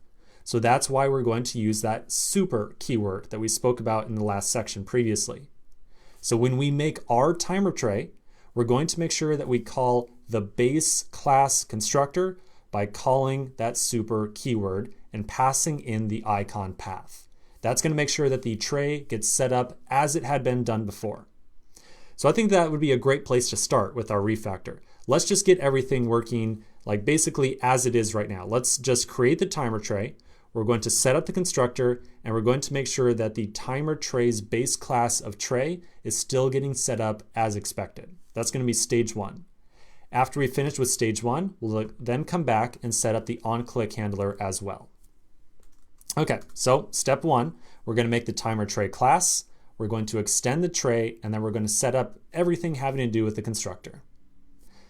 We'll first start by creating a new directory that's going to house the file that's going to contain the timer tray base class. So inside of my root project directory, I'm going to make a new folder called app. And then inside of here, I'm going to make a new file called timertray.js. So inside of here, I want to make my timer tray base class, and I want it to extend the tray, or I want to make the timer tray class, and I want it to extend the tray base class. There we go. So we'll start off by requiring an electron at the top. And then we're going to destructure tray off of that. So the tray right here, this is the base class that we want to extend. I want to add some additional behavior to the tray. So we'll say class timer tray. extends tray, like so. Just to be 100% clear, the name timer tray right here, this is just something that I completely arbitrarily made up just off the top of my head. We could have just as easily called this my tray or custom tray, whatever we want it to be. I just thought that the name timer tray really echoed the purpose of our application. So I decided to call it timer tray. Before I forget, I'm going to export the class that we're creating at the bottom of the file. So I'm going to say module.exports equals timer tray, like so. Okay, so back on task. Remember that our goal right now is to set up the timer tray base class or subclass and set up the constructor function inside of it. So inside of here, I'm going to define my constructor. Do triple check your spelling here. Make sure you have constructor spelled correctly. Now I want to, inside of my timer tray, inside of the timer tray's constructor, I want to make sure that the parent constructor gets called with the icon path. So inside of timer tray's constructor, I'll call super, and I need to pass in an icon path. So presumably, I'm going to assume that whenever I create an instance of timer tray, I'm going to pass in the icon path to the constructor. Now at this point in time, we have subclassed the tray and we have added absolutely no additional functionality to it. So if I go back over to the index.js file and create an instance of timer tray instead of tray, I would still expect the entire application to work as the way it was working before with absolutely no changes whatsoever, because we have done no further configuration of the timer tray. So just to make sure that we have not messed up anything so far, let's go back to the index.js file. We're going to import the timer tray that we just created and replace the existing tray with timer tray. And we're just going to say, hey, does everything still work? Yep, it does. Great. We can move on to the next step. So I'll go back to index.js. I'm going to go up to the top of the file. Up here, we're going to require in the timer tray that we just created. So I'll say const timer tray require from the app directory timer underscore tray, like so. Now I'm going to replace the usage of tray that we had previously with the timer tray. So I'll scroll on down. I'll find when we were creating the new tray. I'm going to replace the tray with timer tray, like so. Again, the idea here is I just want to have equivalent functionality just as a total baseline, just to make sure that we're going down the right path here. So I'll go back over to my terminal. We're going to test this out by closing our application and then starting it back up. So when I start up my application, I still get the icon up here in my taskbar, and I can still click it to open everything up. So it looks like at this point in time, we still have 100% equivalent functionality to what we had before, but rather than making use of the tray directly, we're making use of the timer tray subclass. So we're now in a great position where we can come back and do a little bit of refactoring to pull this big click event handler into the timer tray subclass. So let's do that refactor starting in the next section. In the last section, we noticed that our index.js file was getting pretty large. And as we started thinking about adding more features to our application, it definitely seemed as though that index.js file is just going to start to grow without bounds. As a solution for cleaning up our code inside of here, I suggested that maybe we take an object-oriented approach to kind of pull all the functionality around our tray into a separate file and locate it all into a single class in that file. So the idea is that right now we are working with the tray class being provided by the Electron library. We're going to create a subclass, or we're going to extend the tray class, and we're going to call it the timer tray, which is a version of the tray that is specialized or customized for our particular application. So again, this is really kind of getting into the very fine details and implementation of object-oriented programming. Before we just dive into that and start to make use of our tray, I want to do just a quick example, just a quick refresher, just to remind you precisely how classes work. We're going to do so by setting up our own little class hierarchy. So in our quick little example that we're going to put together in this section, I want to make a completely different example. So we're not going to work with trays or anything like that. I want to just demonstrate or remind you how ES6 classes work with JavaScript by creating a car class and then extending it into something called the Nissan class. Nissan here being a type of car. So this could have been Nissan, or it could have been like, Honda or any other type of car. Let's go with Honda. Most people know what Hondas are. So we're going to make a base class of car and then extend it into a Honda. All right. So to work with this example, to just write a little bit of code, we're going to use a little tool that I've written ahead of time that's going to help us just write some code and very quickly iterate and work through it. So inside my browser, I'm going to open up a new tab and then navigate to stevengreider.github.io/JS-playgrounds. And I'm going to put this in really large text inside my code editor just so you can easily see it. Okay, do make sure that you don't have an N. In my last name, it's not Grinder, it's just Grider, no N inside of there. Make sure that you're going to github.io, not .com. And then also do make sure that you have the correct capitalization here of capital J, capital S, capital P, JS Playgrounds. All right, so back over in the code editor. The tool that we just loaded up right here is just a little tool that I like to use for teaching basic JavaScript. With this tool, it behaves essentially like a REPL, or like the JavaScript console that's running inside of your browser. So we can enter in some amount of code, like maybe const a equals 1, and then put out just a by itself right here, and then we see the result of 1 appear on the right-hand side. The reason that I like this tool so much is that it doesn't only show the printout of the very last line of code. So let's imagine here that we say a plus 1, about a equals a plus 1, a equals a plus 3.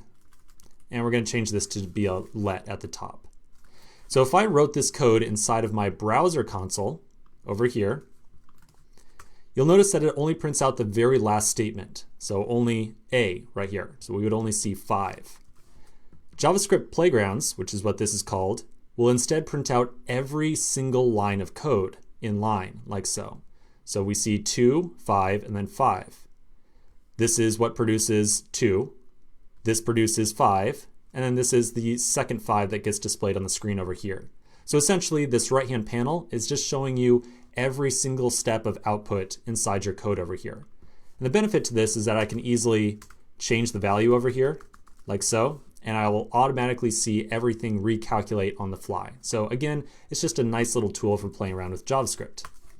Okay, so back on task, back on topic. Remember that right now we are currently reviewing how ES6 classes work by creating a car class and then extending it into a Honda class. So let's first start off by creating a car class. We can declare a car class by writing out the class keyword, writing out the name of the class, and then putting down our curly braces like so. This creates a class called car. We can then create an instance of this class by writing out new car, like so. The new keyword instructs JavaScript that we want to create an instance of the car class right here, and then we assign that instance to the variable car with a lowercase c. So if we now say car, we get back an empty object. That's this right here, empty object, because the car class currently does not have any functionality or any configuration or any methods associated with it. We can add some functionality to the car class by writing a method inside the body of the class. So maybe we'll say drive, and whenever we call drive, we can say I'm driving, like so. Now that we added a single method to the car class, we can call it on the instance. So car.drive, and we get back I'm driving. We can also set up a very special function inside of the car class right here called the constructor. So I'll write out constructor like so. The constructor function right here is automatically called for us whenever we use the new keyword with the class name. So inside of here, we could say, maybe we'll declare this.type and say that it is of type car. Now, after we create an instance of the car, we can say car.type, and we get back car, like so. So the constructor is traditionally used for doing some initial setup inside the class, or initial setup for this particular instance of the class. This is going to be quite relevant for us. We're definitely going to use the constructor to set up our instances of the timer and timer tray when we actually do the implementation for our particular application. The constructor is commonly used to do some configuration by using some arguments that are passed whenever we call or whenever we create a new instance of the class, as we're doing down here. So for example, maybe I want to specify that this car that I'm creating has 4 wheels, 4 separate wheels, right? So maybe I'll pass in an object that has wheels of 4. I can then receive that as an argument to the constructor object, which I'll call options. Do note that the name of the argument right here of options, that's not required. I can call this object that I'm receiving from right here absolutely anything that I want. It could be options, it could be settings, it could be config, anything I want, but I like to use options. Now that I'm receiving this options object, I could say maybe set the number of wheels that the car has based on that configuration object. So this instance of the car has a number of wheels equal to however many number of wheels were passed in on that configuration object. So then finally down here, we could say car.wheels. And I made a typo up here, my mistake. Options.wheels, not wheel. And then over here, we see the 4 appear. So that car has 4 wheels. Okay, so we just went over the basics of creating an instance of a class and creating a class. Remember that we use the class keyword, we name the class, we define the constructor function if we want to, which can take some number of arguments and do some initial configuration of this instance of the class. And we can also add on some methods or functions to this thing as well. After we create our class definition, we can then create an instance of the class by using the new keyword. If the constructor function takes any arguments, we can pass those arguments into the constructor right here when we create the new instance of the class. All right, again, I know that this review on ES6 is probably coming a little bit out of the blue, but again, we're going to use ES6 classes to organize a lot of the code inside of our Electron application.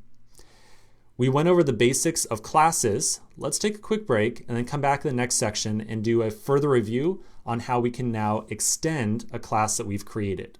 So we'll take a quick break and come back in the next section. In the last section, we spent some time putting together the boilerplate just to get our application started. We created our main window and then did the same old process of loading a particular URL for that browser window to look at. Let's now figure out how we're going to run this application and get it to display on our screen. Now, I want to spend a little bit of time on this because the process of running this application is going to be slightly different than what we've been doing in the past, and let me tell you why. So we're going to look at this architecture diagram one more time. Remember that we are starting up our Electron application. That's going to create this main window or browser window, which will load up an index.html document, which then pulls in the React side of the application.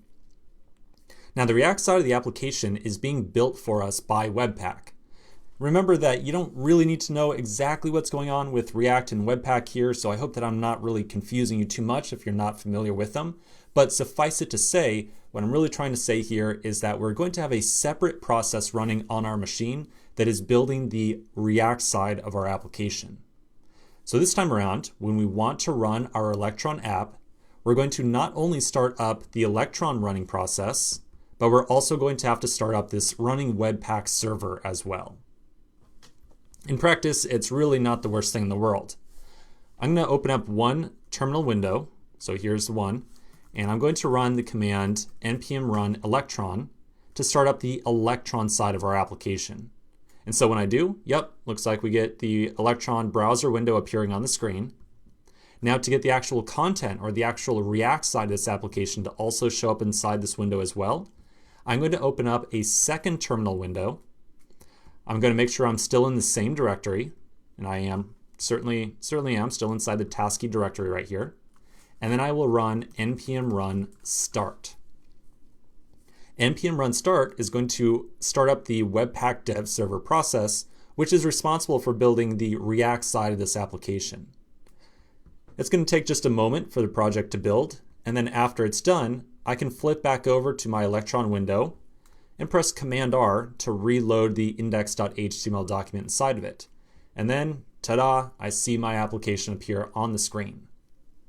So you'll notice that there's a lot of logic already in here. So I can look at my active task. I can see a list of all tasks I have. I can select a task that I want to work on. So let's say I'm going to work on the task called Another App right here. And then I can go back to my active task and start this timer up. So clearly, yes, there is a lot of logic already inside of this application. Again, I wanted to give you a really good example where we get some running code base or some running React application, and we have to kind of electronify, so to speak, the application. All right, let's continue working on our application. So it's clear that we can at least get something to appear on the screen quite easily, but we still have a lot of work to do. The first thing I want to consider is to just look at the overall size of this window. If we look back at our mockup, so here we are right here, we've been saying that this window should appear as a tiny little window up at the right-hand side of our application. But looking at what we have right now, by default, this window appears just gigantic. It's very large.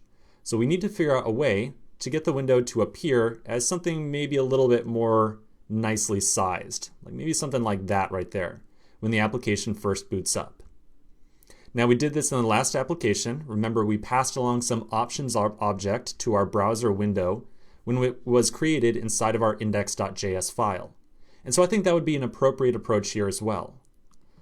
We'll go back over to our index.js file inside of our code editor and find the browser window, the browser window object. So here's the configuration object. We're going to give it a set height and a width. So I think a height of around 500 pixels would be appropriate, and maybe a width of around 300. Okay, let's give this a shot and see how it looks now. I'll go back to my terminal, and I'm going to restart the running Electron process.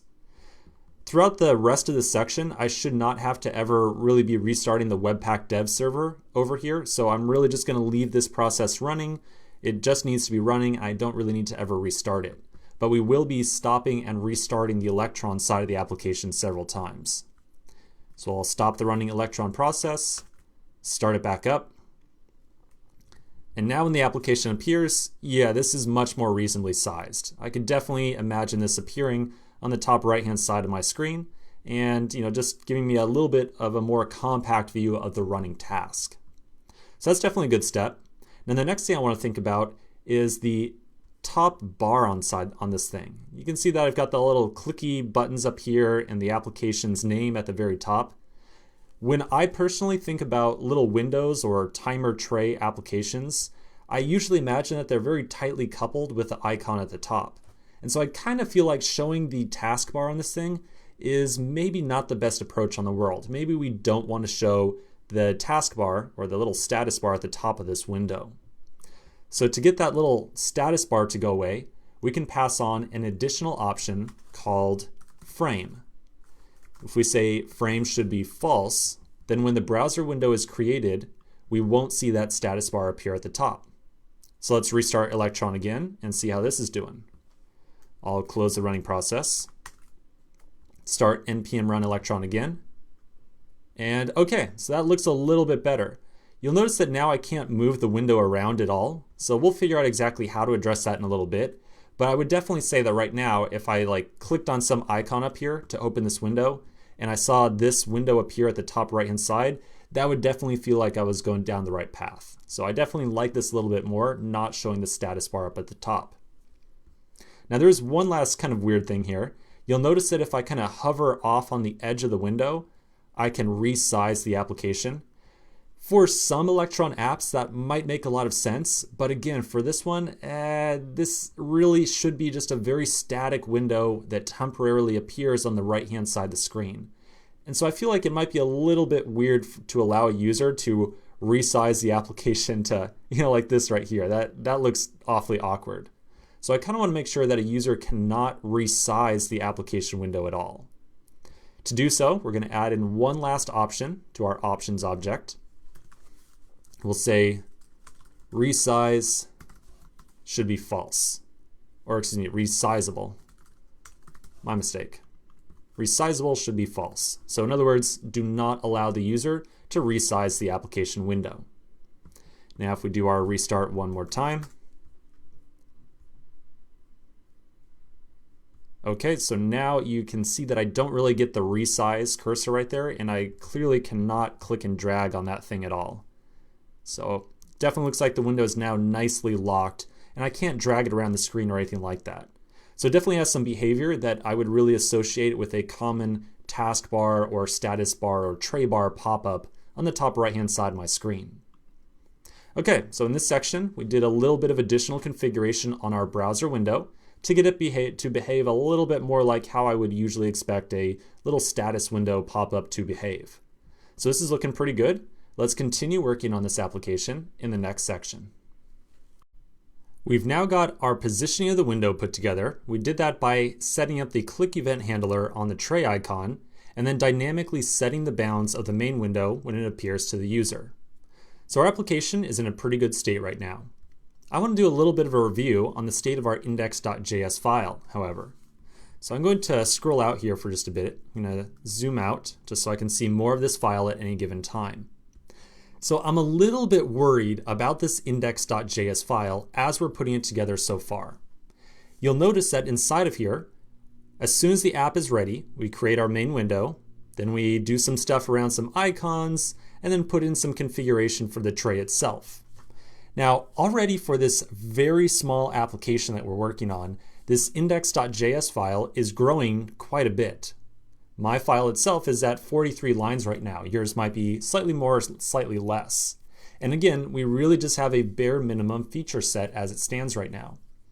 And so as we start to think about growing the size of our application and adding more features over time, I really can't help but feel that the current way that we're organizing all of our code, just sticking it all inside of the index.js file, might be kind of maybe not the best approach here. Maybe there's some other way that we can structure our code inside of our application on the Electron side of things to make sure that it's more maintainable and more legible. So in this section, we're going to do a little bit of a review on a topic that's going to help us organize all the code inside of this index.js file. We're going to do so by mostly pulling out some segments of code into some other separate files.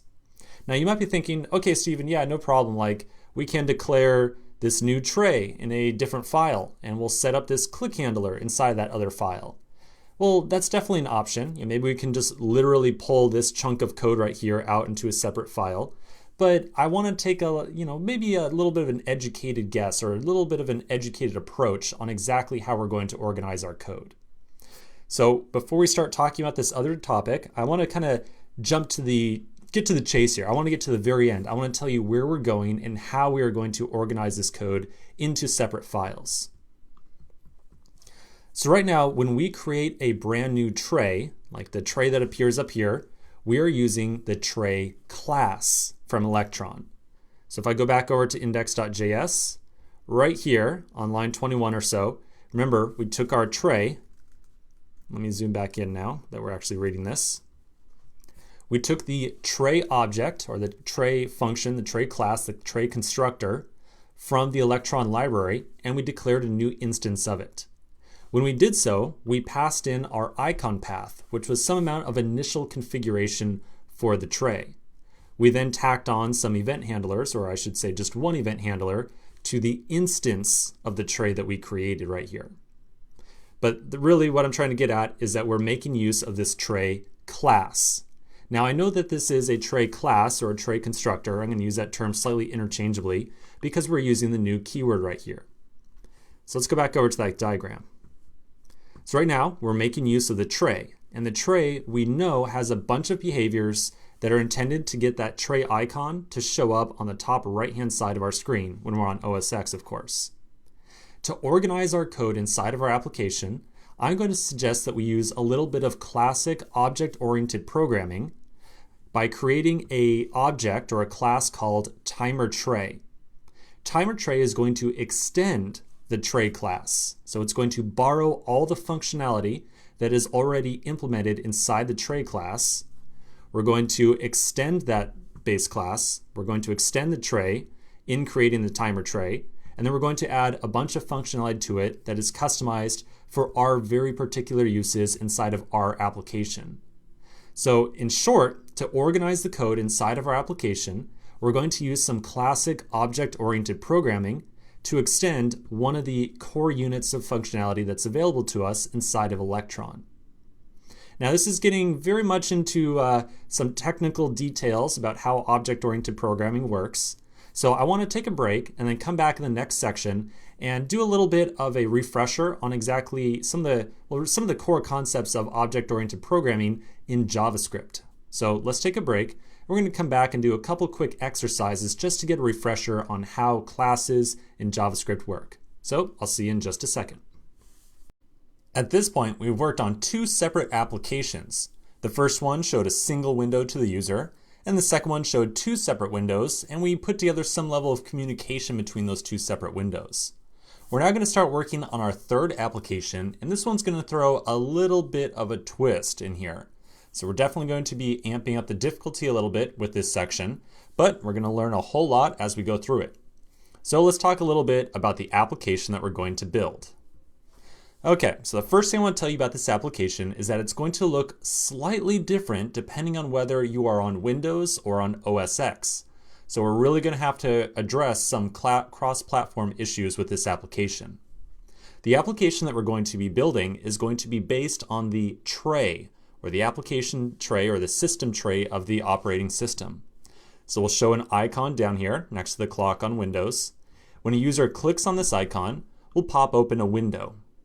This window is intended to be a sort of task management or timer sort of application. So we'll show a big timer to the user. It'll say, hey, here's how long you have to complete this current task. And the user will have the ability to actually pause the task as well. On OS X, the application is going to look awfully similar, but the location in which this little window is going to open up is going to be dramatically different. So because OS X has the taskbar on the very top of the screen, and the tray on the top right will show an icon up here, and when the user clicks on that icon, then we'll open up the window up on the top right-hand side of the screen. Now, this application we're going to work on is going to work a little bit differently, especially in exactly how we put it together. So let me tell you a little bit about what I mean by that. This time around, the application that's going to show up inside of this window right here, like the actual HTML and JavaScript that is rendering the usable user application or the UI to the user, has already been put together for us. So I already took the liberty of putting together the entire timer application that's going to sit in here. I did this because, again, I want to focus a lot on the Electron side of things and not quite so much the more mundane React or JavaScript side of things for the actual UI. Now, of course, you can read through all the React code because I did use React to build this application. So if you want to get a really good idea of exactly how the timer works, you can certainly dive into the code around there. And we're going to have a couple of tasks that we have to take care of inside the React side of this application as well. So we'll definitely be able to dive into that code a little bit. But again, I just want you to know that the project we're going to be working on here, some of the code will be already written. And it's really going to be up to us to take that existing application and wrap it all up inside of an Electron app. So it will be a pretty good learning experience. Okay, so in this section, I want to close out by installing the boilerplate or the kind of starter code that includes this application or the actual timer logic and everything having to do with that. So to do so, we'll open up our web browser. Let me get a window here. There we go. And we're going to go over to github.com and clone an existing repository that contains the code for this particular example.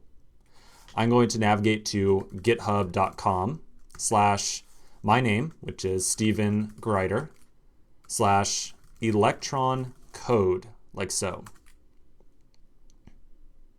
Now, once you're here, you can clone this repository by either cloning it with Git or by downloading it as a zip file. So if you're not familiar with Git, hey, no problem, just download it as a zip file and then extract it to anywhere on your desktop and you'll be good to go. Now I'm a little bit more familiar with Git, so I'm just going to go ahead and clone it by copying the link right here. I'll then go over to my terminal. I'm going to make sure that I'm not inside of any of my existing project directories. So here's the two other applications we've worked with at this point. So notice that I'm not inside of that to-dos directory at this point. I'm outside of it.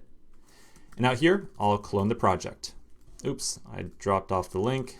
There we go. Once I've cloned the project, I'll then change into that project directory.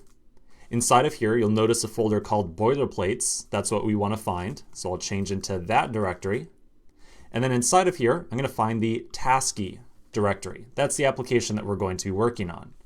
We're going to work on the other project, which is called convert, in the next application that we work on. So for right now, you can just leave that folder as it is. So I'll change into tasky. There we go. Okay, so last thing we're going to do here is install some dependencies inside this project by running npm install.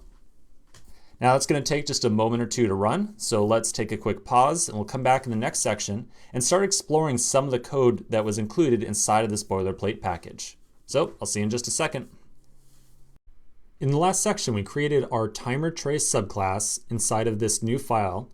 We extended the tray base class, and then we just got equivalent functionality working. So inside of timer tray, we defined the constructor, which received the icon path. The constructor immediately turned around and called super with the icon path.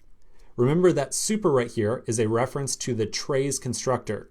So the tray has presumably it has some configuration inside of it, inside the constructor. So we want to make sure that all that configuration still occurs. So we called super and passed in the icon path. This code right here essentially is completely identical to what the tray was already doing before. We have added no further customization, no further setup to this thing whatsoever. We're now going to continue by implementing an onClick method on the timer tray. So the entire idea behind making this timer tray subclass, remember, was to clean up the code inside of our index.js file. So I want to make sure that that click event handler that we're currently setting up inside of the index.js file, I want to move all of that logic over to the timer tray inside of a method that we're going to call onClick. So back inside of my timer tray subclass, the first thing I want to do is set up the onClick event handler itself. So inside the constructor, I'm going to say the instant that we make a timer tray instance, like the second we call new timer tray, I want to set up the click event handler. So I'm going to say this.onClick, this.onClick, like so. Okay, so now you're probably thinking, Stephen, where is this code coming from? This is madness. This is insanity. What's going on? Hey, bear with me, all right? Bear with me. So let's go back over the index.js file. So here's index.js. Over here, we had previously been creating the new instance of the tray and then calling tray.on. So clearly, the tray instance, the tray variable, the tray object has this .on function. The .on function is provided by the tray subclass. So remember that whenever we extend a base class, the new class that we get out of it, so timer tray, has access to all the different functions that exist on the tray. So inside of here, we can call this.on.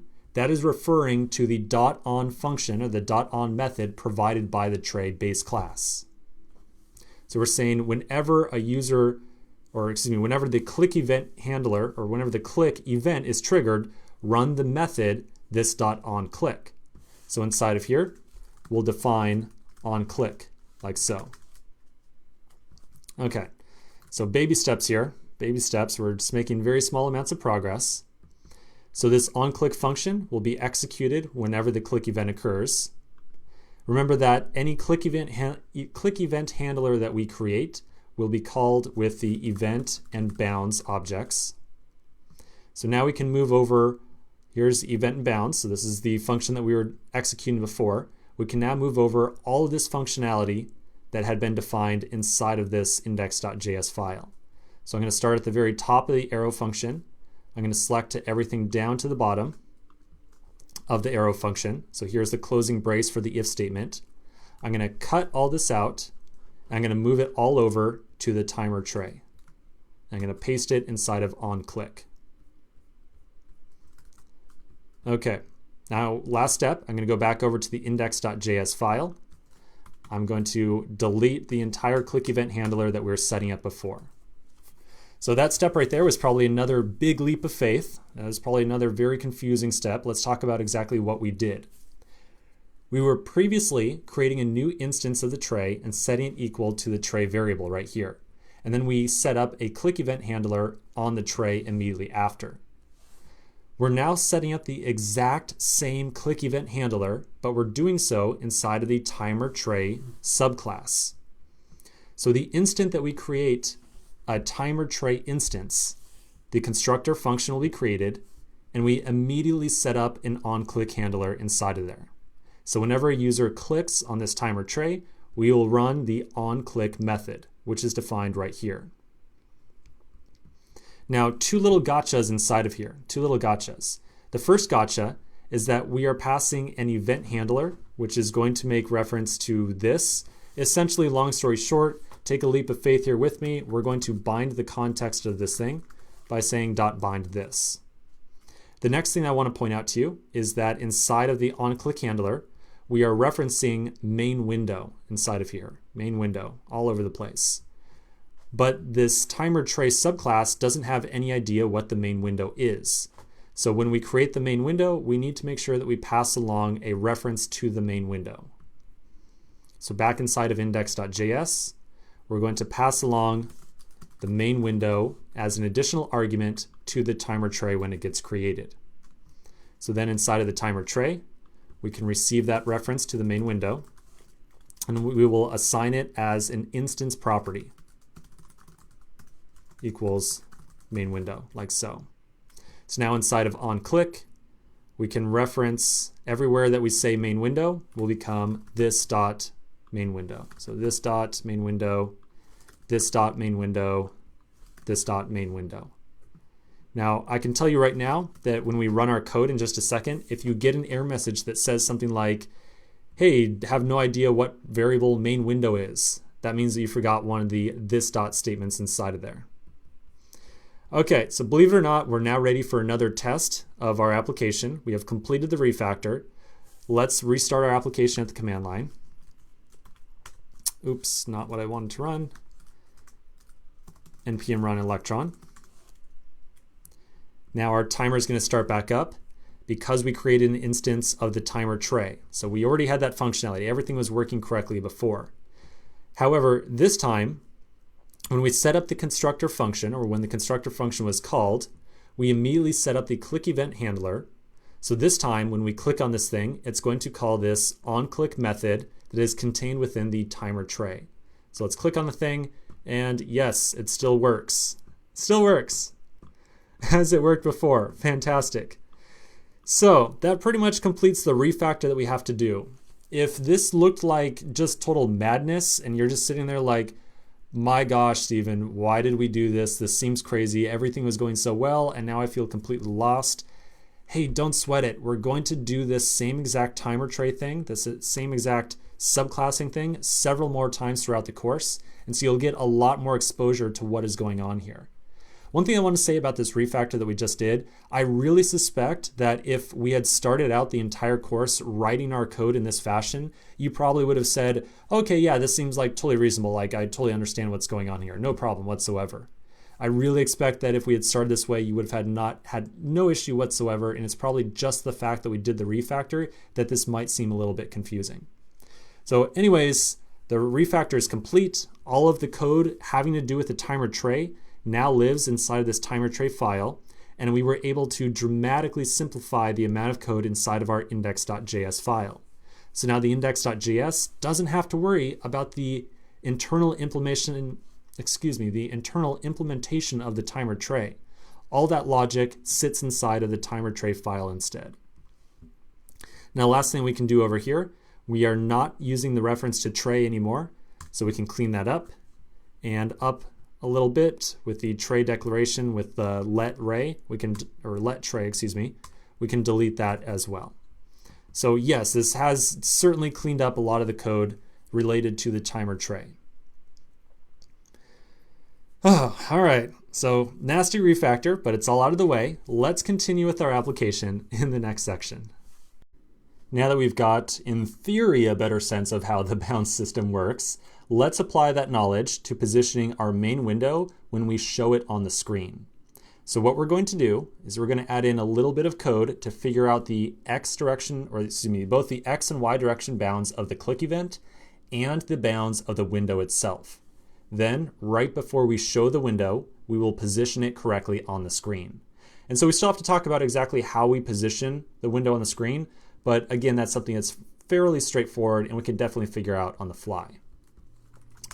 So first, we're going to get the click event bounds. So that's pretty much the code that we just had on the screen with the console log. We'll look at this bounds object and we'll destructure off the X and Y value from it. So again, X and Y from the bounds object, that communicates how far over to the left and how far down the screen the icon is. Next, we're going to get the overall dimensions of the window itself. Now you might be thinking, well, Stephen, can't we just say that the overall dimensions are like 500 and 300? And the answer is that that is just really poor practice. And the reason for that is that later on, at some point in the future, we might decide that this window needs to be slightly larger or slightly smaller. And so we might come back here and say that, okay, well, the height is now 600. But we might not remember to change the positioning of the window as well. So really, we want to dynamically figure out these bounds on the fly, rather than trying to hard code the position on the screen. One other thing that I want to mention about the positioning of these elements is that we always have to be aware of the case on Windows specifically, where a user moves the taskbar on their screen. So if you're on Windows, you may know that the taskbar down here, it's not fixed to the bottom of the screen per se. Our users can choose to position the window up at the top like this as well. Or if they wanted to, they can put it to the right-hand side over here. I personally, for years when I used PCs, I used to use the taskbar on the left-hand side like this. And so if we start to hard code the position of the window, it's going to undoubtedly break on some users' machines. So instead, we really want to make sure that we dynamically figure out this positioning. Okay, so back over here. So we've got the click event bounds. Now we want to figure out the bounds of the window itself. To do so, we can call mainWindow.getBounds. Now the benefit of calling getBounds right here is that it's also going to work correctly in the case that a user resizes the window. So for our application, we said that a user cannot resize it, but maybe you on your own personal application want to allow resizing. If the user resizes the window, when you call getBounds, it'll give you the updated bounds of the window or the updated height and width. So we're going to say window height and width is coming from this call right here. And we're going to destructure off two properties from an object that gets returned from this function, which are the height and the width of the window. Okay, so again, height and width of the window, that's telling us the X direction bounds of the window itself and the Y direction bounds of the window itself. So now it's time to take these two sets of dimensions and set the size of the window right before we show it to the user on the screen. So to dynamically set the positioning of the window, we're going to call a function called mainWindow.setBounds. So setBounds right here can be used to change not only the height and width of the window, but also its positioning on the screen as well. In total, we're going to give this setBounds function 4 separate arguments. We're going to tell it its X direction, or its X position, its Y position, its height, and its width. So as you might imagine, the X and the Y options right here specify how far over to the left-hand top corner of the window we want to position this thing. And the height and the width specify exactly how tall and how wide we want the window to be. Now in the case of the height and width, we don't really want to change these values at all. Like we're totally fine leaving the height and the width as they are. We don't really want to modify those. So we're just going to say, hey, that's totally fine. We're going to keep the height as the height and the width as the width, exactly what it is currently. No change there. However, we do want to update the X and the Y positioning of the window a little bit. So to calculate the X and the Y position, this is where we're going to have to do a little bit of cross-platform compatibility. I'm going to say that first, we're going to take care of OS X. So we're going to address OS X first. We're going to get it working on there. And then we'll come back and do a little bit of cross-platform checking to make sure that it works correctly on Windows as well. So to figure out the exact X direction or X positioning of this window, remember, it's going to be the click event X direction bounds minus half of the window bounds. So in practice, give me the full X direction. That is the how far over to the left, or to the right, I should say, the click event was, minus half of the width of the window. Then for the Y positioning, it's going to be exactly equal to the click event Y direction bounds, which on OS X really is going to end up being 0 most of the time. But for us, we'll just future proof just in case we ever change anything and say, yeah, we can just make sure it's Y. Okay, now a little bit of ES6 cleanup that we're going to do here. Notice how the key and the value for Y, height, and width are all identical. Rather than providing both the key and the value for each of these, I'm going to condense it down to just be Y, height, and width. Again, this is a little bit of ES6 code right here. If the key and the value are identical, we can condense it down to just the single word. Okay, I think we're ready for a little bit of a test. Now I want to remind you right now that I really only expect this to work correctly on OS X right now. We'll come back in just a second and make sure that it works correctly on Windows as well. So back at the console, or the terminal, I'll restart my application.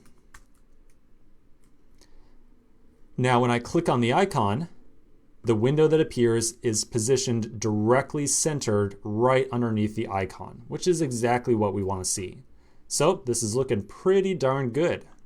When the user opens it up, it appears right here. So it's obviously very closely associated with the icon. So this is working pretty darn well. Let's continue in the next section, and we're going to make sure that we fix this thing so that it works correctly on Windows as well. So I'll see you in just a second.